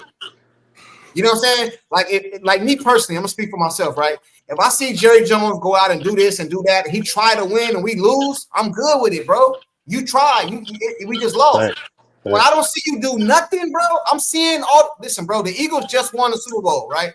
These dudes is gonna do something in free agency, which they have, in the draft, and they're gonna try to get better. Jerry Jones ain't gonna do shit, bro. They're gonna go draft for offensive. They're gonna draft. I'm gonna tell you what's gonna happen, Hoodie. They're gonna draft for offensive lineman in the first round. They're gonna draft another offensive lineman, maybe, or defensive tackle in the second round, bro. They're not gonna even think about the skill positions, and they're gonna tell Dak Prescott to go out there and get it done, bro. That's what's about to happen.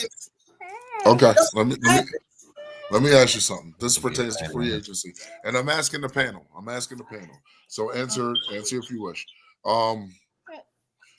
You got a bad broad across the street looking at you crazy, but then you got a bad broad sitting in front of you looking at you crazy, but the bad broad across the street got everything you like. So you go over there to the bad broad. Do you come back, or you talk to this one, and then you go over to the bad broad? You say, I don't want to. No, I'm chill, ma. You start going with the bad broad. Who's to say these dudes wanted to come here? Dallas is not what it used to be. For 30 years, Dallas is not what it used to be. I remember at a time when everybody wanted to play for the Cowboys. Now nobody wants to play for the Cowboys. That's not true, because though. If they hold on. You got to put context. I'm not talking about the Derrick Henrys. I'm not talking about the Derrick Henrys. You already knew he wanted. Bro, but you got to put context behind that. People don't want to come to the Cowboys because they cheap, bro. I'm about to say everybody. All right, I was going to get to that. I was actually getting to that. Albeit maybe because we ain't the bad bitch. We ain't giving up whatever they want. That's not true. Let me ask you a question. Hey, Cooper Kupp just went over he signed a contract for how much? How much was his contract? I think it was 15 a year.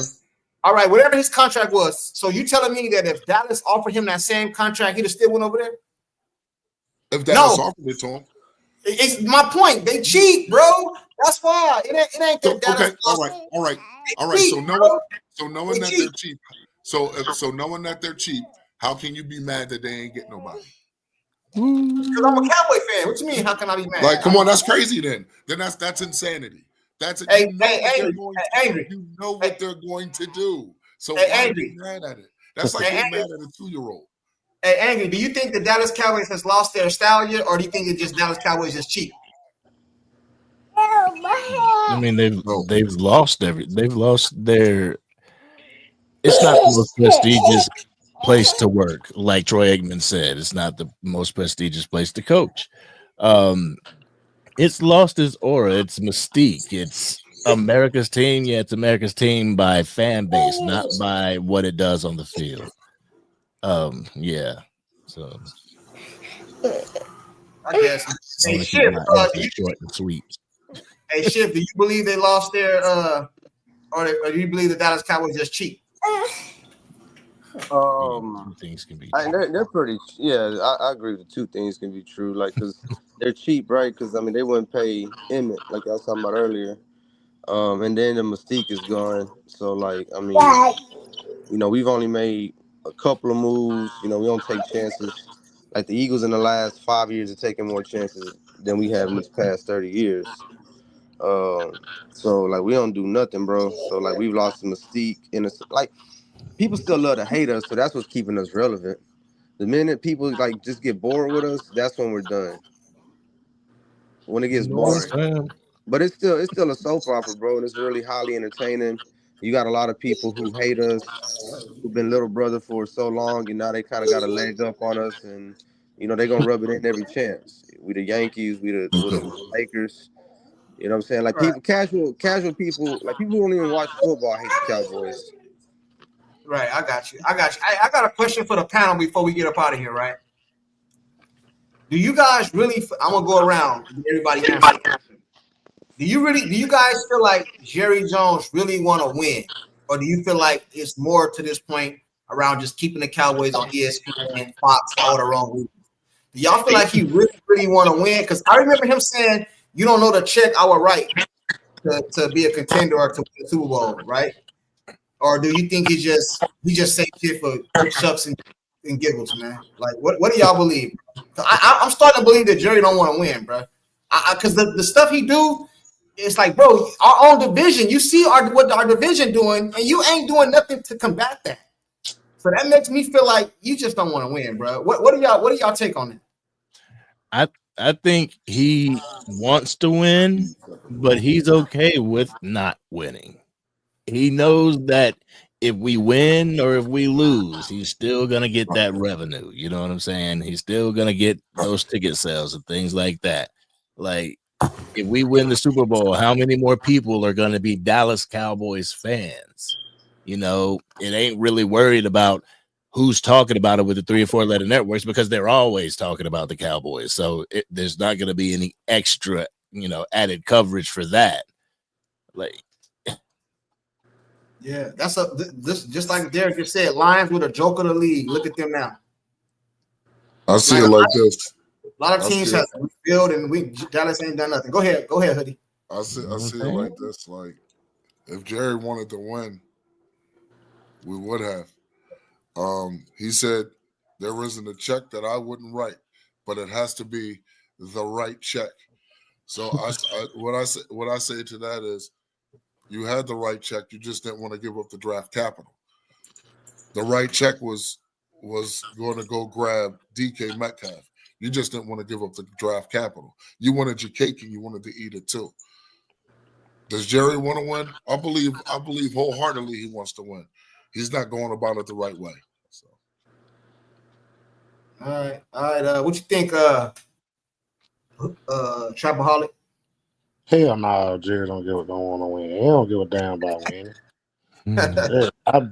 Come on, man. This dude, man, them Joneses, they don't give a damn about nothing. But I feel like he get more money with us losing than winning. Shit. I said the part is, you're right. He does. Shit. So if that's what it is, that's what we're gonna keep doing. We're gonna keep losing and being just good enough to be 8-8 or maybe make the playoffs or some shit like that. Like we ain't just because only 1 year, guys. Be good enough to be a bigger disappointment. Yeah, it's crazy, man. Let me tell y'all something, bro. Y'all probably don't know this, man. Angry knows this already, right?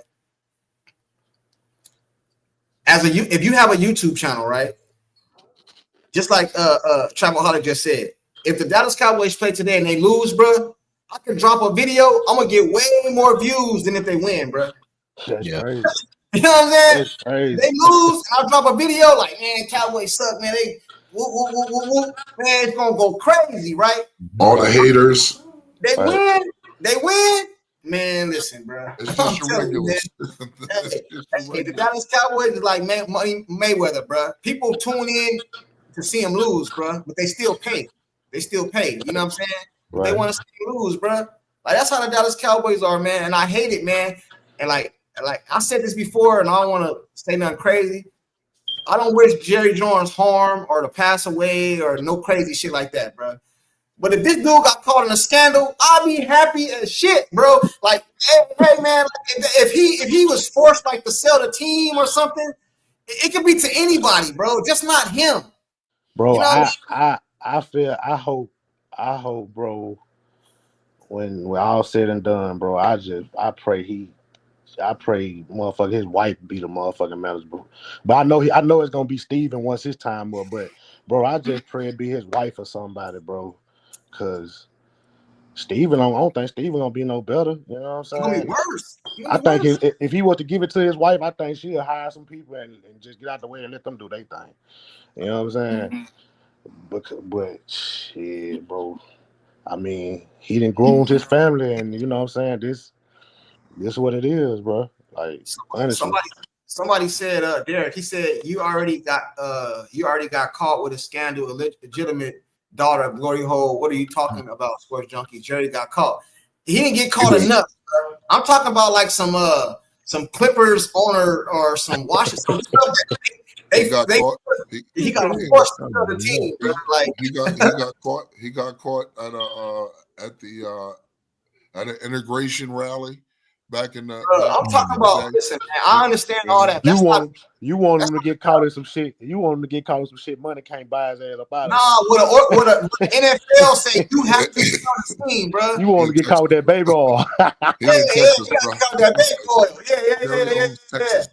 I want him to get caught with that baby oil, Kinfo. I'm talking about something that, and I don't like, hey, bro. I hate talking like that, bro, because I don't wish nobody downfall, bro. You know what I mean? Like, I used to look at Jerry Jones like, damn, he bought the team. You know what I'm saying? He made it to this, but I'm starting to think it was luck, bro. It wasn't him like orchestrating us to get to the top. It was almost like luck, bro, because the Jerry Jones of today is not the Jerry Jones of old. The Deion Sanders, the Charles Haley, them type of. I don't know what this dude is doing, bro. Like I don't understand, bro. What you was gonna say something? It was when Jimmy had control of the GM responsibilities that this Dallas Cowboys team was turned around into champions. When Jerry stopped sniffing that Yoda. And he rolled that even when Jimmy was gone, he was able to get that another year. I mean, he did make the Maverick move in getting Deion Sanders. I will say that. Because he wanted to win one. That was that Jimmy Johnson team. Yeah, he was hungry to cash in. He was motivated. I'm gonna win one. And I can say one more thing about that before I get out of here. Yeah. Honestly, bro, I feel like then Jerry was hungry. He was new. He bought the team. He needed, you know what I'm saying? He needed to get the rings. And I feel like he's such a smart dude. He down there knew what he was going to, all them moves were calculated. He probably knew he was going to get in here, do whatever he got to do to win him a couple rings just to build it how he built it now. You know what I'm saying? Yeah. Hey, Stu Vision, he said, "Junkie, what the f, bro? What I say, bro? All right, bro. It's good talking to you. You heard? All right, man. Have a good night, my man. Hey, man. What do y'all think? The only thing Stu Vision, what do you mean, bro? Stu Vision, what do you mean? Go ahead, please. I just want everybody to temper your expectations. Expectations breed. What is it that I'm looking for? The word. Expectation lead to disappointment. Thank you. And I don't want to be disappointed. I hate being disappointed. I have zero expectation. When people troll me in the beginning of the season and they say, "What y'all going to do?" I tell them this: "Hey, I am a Cowboys fan. I have zero expectations. Whatever happens, happens." Then whatever happens, happens. I'll plan for right now. I don't know about tomorrow. Whatever happens, happens. If the Cowboys go out there and win 13 games, sweet. If they go to the playoffs and get to the NFC Championship, awesome. If you win a Super Bowl, hooray. But guess what? I didn't expect it, so I'm happy. All right, man. We're gonna get ready to get up out of here. I just want to end it like this. You already said you don't have no expectations. Look like the Cowboys probably not gonna make no more moves to the draft, so I guess we just waiting on the draft. The baby oil, bro. You know what I'm saying? So just give me your first two rounds. What do you take? Position you take, and then we're gonna get up out of here, man. And just tell me why. In the first two rounds of playoffs? Oh, either one, whoever wanted. Yeah, no, the first two rounds of the draft. Because it don't look like we're doing nothing else, bro. I don't think we're making no more moves into the draft, bro. I don't see us signing Keenan. I don't see us signing Amari. I don't see us signing Micah. Right. So, like our first two rounds, you know what I mean? Running back, receiver, D tackle. You know what I mean? In the perfect world, I would love to have JT in the first and Savion Williams in the second. That's in a perfect world. But I can tell you right now, shit ain't happening. So I'll take Ted McMillan. And then I'll take either Jamari Caldwell or Deion Walker, DT from Kentucky. Caldwell's a DT out of Oregon. Okay. And I'll take a running back in the third round because this draft is so deep with running backs. Yeah, but that don't mean you got one, bro. I want the best running back. Go ahead, Shiv. Man, it's a hard draft, man. Because it feels like we drafting for need. Like, so if I got to take Ted, my only thing about Ted's, like, when's the last time, like, receivers fell out the top 10, bro? like the first receiver is about to fall out the top 10. Like usually if they're that good, you know what I'm saying, nobody letting them slide down to number 12. But the whole receiver class is like out the top 10. So that's my only question about this receiving group. Man, I mean, if it push came to shove, if Genty was there, I'd have to take Genty. Like Right. if not, First and foremost. if not, then I mean, I don't mind getting the offensive line, bro, because this line ain't good enough. Like, so if it's, you can do that, and then get a running back in the second, and then I mean maybe make a mid-season move and draft your number one and cash in right now instead of wait till the draft next year to get a receiver or a weapon. I got That's you. what I would do. I got you. Hey, before we get to angry, hey chat. Whoever want to stay can stay. But I got one topic I want to at least ask before we end the live. You know what I mean? Anybody don't want to stay, I understand. But I got one anonymous topic I want to get everybody's opinion on. But before we do that, because this has been bothering me, I've been wanting to say something, but it's kind of like somewhere else. Go ahead, Angry. Your first two draft picks of the draft. First two draft picks, obviously Genty, but if Genty's gone, Tet. If Tet's gone, then I like to trade back, maybe get Luther Burden with the first pick, second pick, TJ Tui Maliau. How do you say that? Tui Mawalu. There you go. Mawalu. That's how you say it. You get him from Ohio State as the edge rusher. And with that third pick, I could go for my running back at that point. It all depends on how the running back board is going down. You know what I'm saying? Whoever's picked, in the second round. If they are going pretty quick, then I'm like, okay, in the second round, I have to go ahead and go for my running back. So it really depends on how it falls. All right. Cool. Hey, chat. We're going to start doing something a little different over here. You know what I'm saying? We're going to have a miscellaneous topic real quick at the end of every chat, right? It's going to be kind of off topic, you know what I mean? But I want to get everybody's opinion if y'all still rocking with me. Y'all ready? Yeah. Whose side y'all on, man? LeBron James or Stephen A. Smith, man? Come on, bro.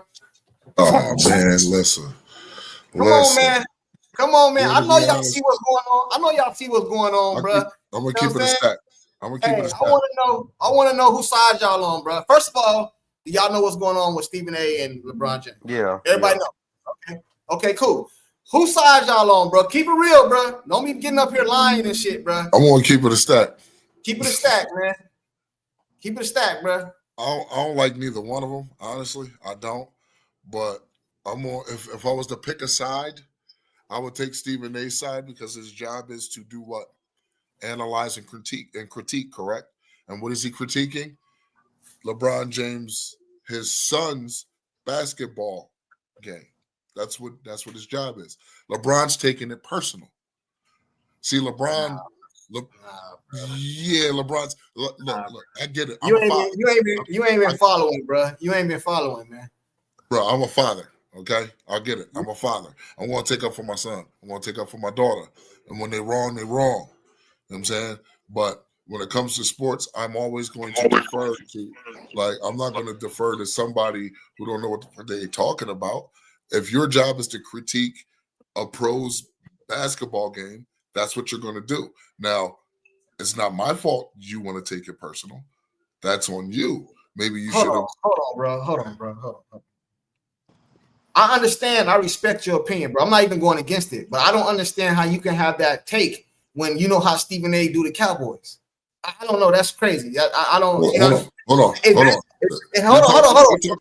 LeBron James. I know. But I'm saying you're saying that he's critiquing LeBron James' son, but that's not what he do to the Cowboys. He don't just critique the play on the field. He make it personal. So I don't understand how you can have that take. That's awesome. I don't understand how you can have that take. Angry. Whose side you on, man? I could care less. You know what I'm saying? Y'all go ahead. Y'all go ahead and do what you do. I'm worried about the Dallas Cowboys. You know, I got you. We're just gonna end it with an off topic. You know what I'm saying? Just you know what I'm saying. But I thought it was pretty smooth.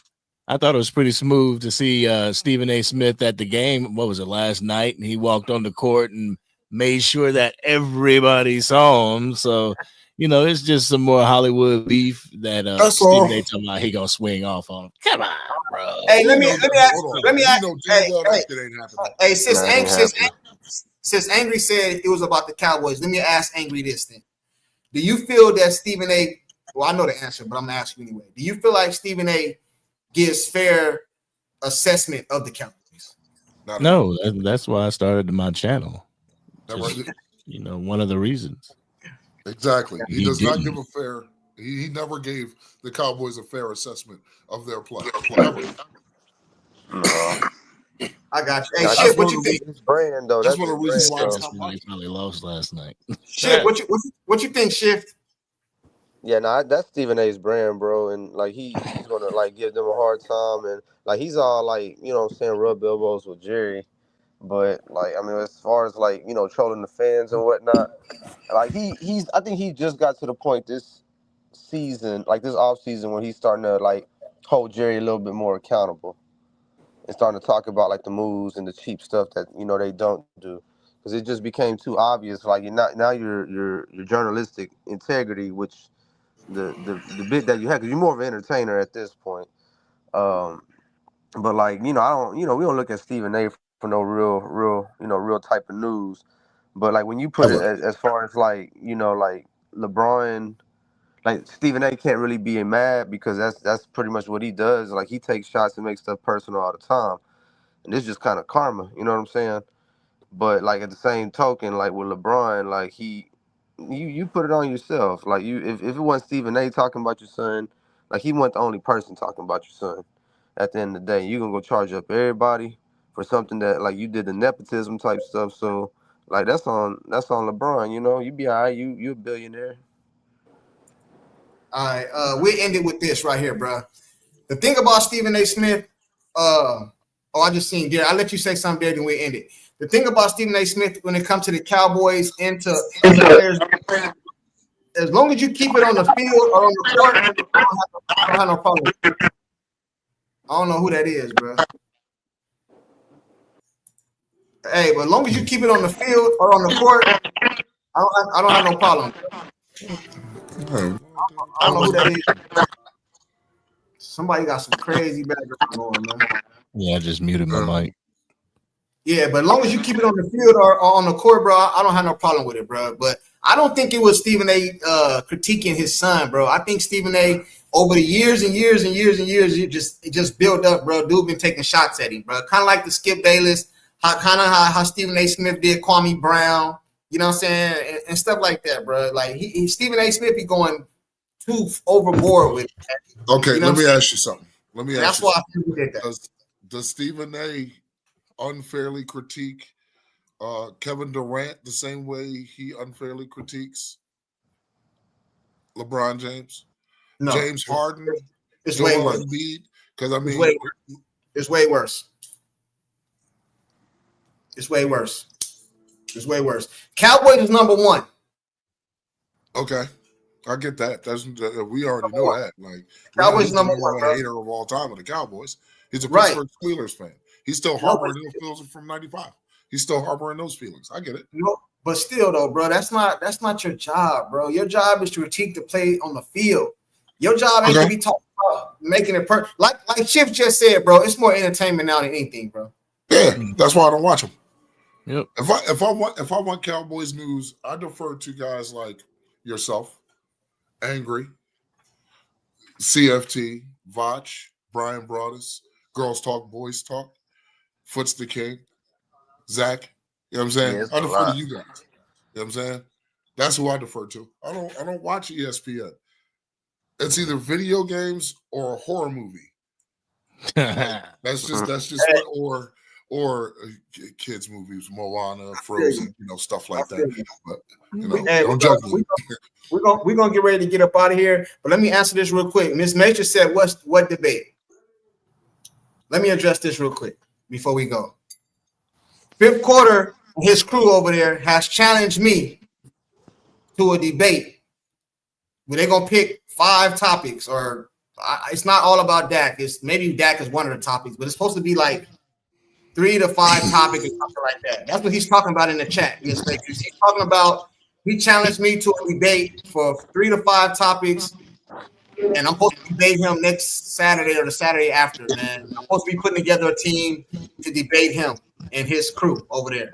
You know what I'm saying? Dak is not the only topic. It's like a couple topics. We haven't really decided all the topics yet, but that's what he's talking about in the chat. You know what I mean? So anybody in the chat who want to link up and go against Fifth Quarter and them boys over there, I don't know the topics yet. One of them gonna be Dak. You already know. It's gonna be Dak. One of them is gonna be Dak Prescott, man. So, Miss Matrix, to answer your question, that's what Fifth is talking about in the chat. Get ready for the debate. You know what I mean? But the debate is supposed to, listen, another thing, and I hope Fifth is still listening. I'm not doing no argument session. I'm not going back and forth. It's gonna be you talk, they talk, rebuttal, like that, man. We ain't about to be arguing over each other and doing all that. That's what we're gonna do. I ain't gonna do it. You know what I'm saying? You know what I'm saying? That conversation, we can have it, but I'm not gonna argue about it, because when I present the facts, they're not gonna be able to say nothing but start yelling and arguing. That's what that is about. Anybody else want to say something, anything else before we get out of here, man? We've been on here 3 hours, 15 minutes, man. It is 8 o'clock where I'm at. You know what I'm saying? Uncensored is in there. He's one of the Fifth Quarter Cowboy. He's on their team. I know this because he doesn't like Dak. He said you're going down. So, hey, man, I got to put together a team. I don't want them saying I punked out or nothing, man. I got to put together a team, man. You know what I'm saying? But anybody want to say anything else before we get out of here? And I just enjoy being on with y'all, man. I just enjoy being on with y'all, man. Y'all really do y'all thing, and I appreciate y'all. I want y'all to keep up the good work. You know what I'm saying? Yeah, man. I like the this platform. I know it's both, Angry and Sports Junkie. Y'all gonna so consistent that it's just inevitable that y'all get bigger and bigger platforms. But I like this where it's at right now. Is that got that organic feel. You can really sit in with the content creator and like really, really chop it up. So for y'all to, get that platform, that's pretty cool. And I know those platforms, once it gets big, you ain't gonna have time just to, just talk to everybody and chop it up like that. You're going to keep it moving. But I like where this platform's at, and just platforms like this when it's like that. So Shift. Let me say something to you, Shift, right now, bro. Me and Angry talked about this. It's way bigger platforms than ours, bro. And we talk to those guys. We got their number. We have a group chat going. The Law Nations, all these, name them. We talk. We associate with them. Right? Sure.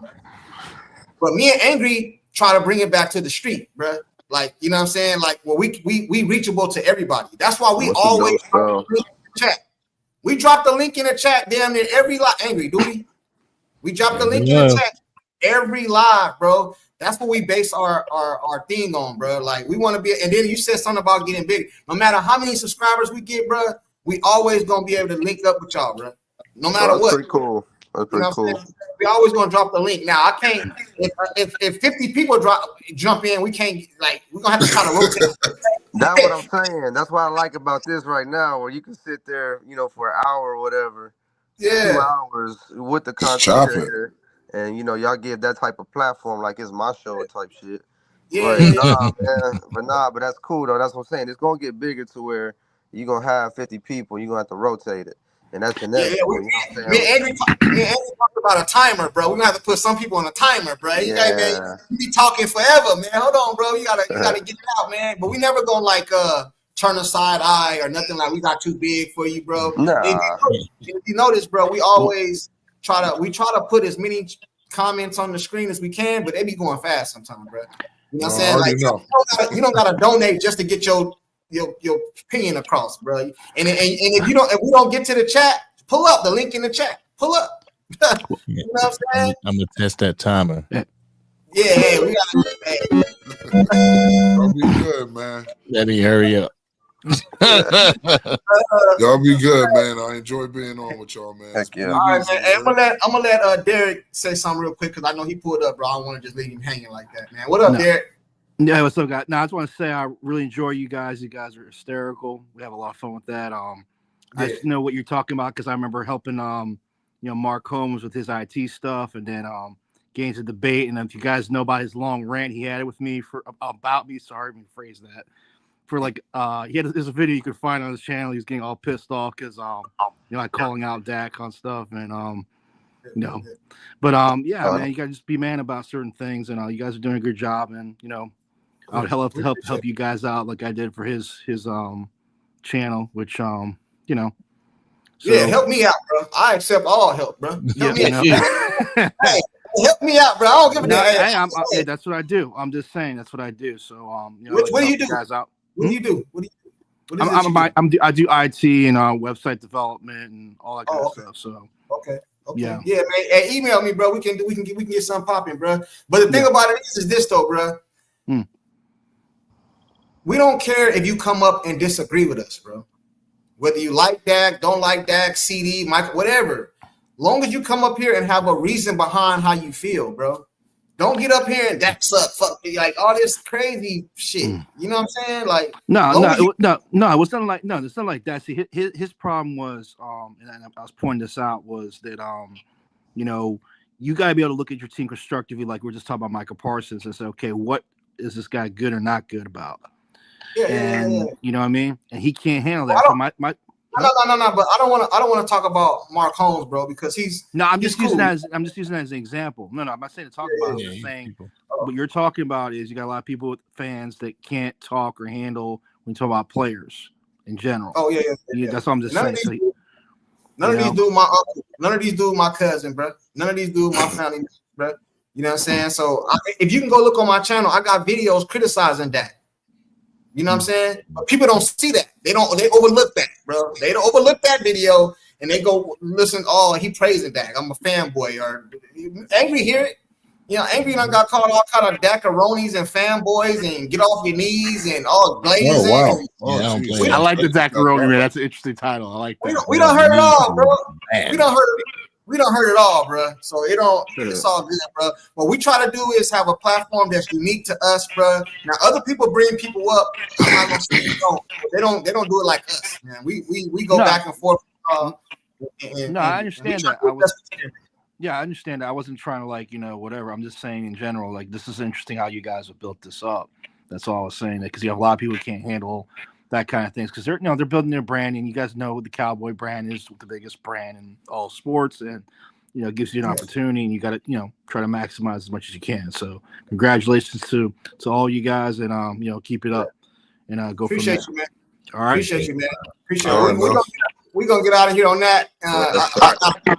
Couple words before I go, man. Dak Prescott for MVP next season, bro. So go ahead and get in the damn chat. Call me a Dak-of-roni and a Dak MVP. That runner MVP, man, next season, bro. That's the bet. Hey, man, I'm going to holler at y'all, bro. Salute to y'all. All right, gentlemen. All right, y'all. Y'all have a good night. Later. Peace.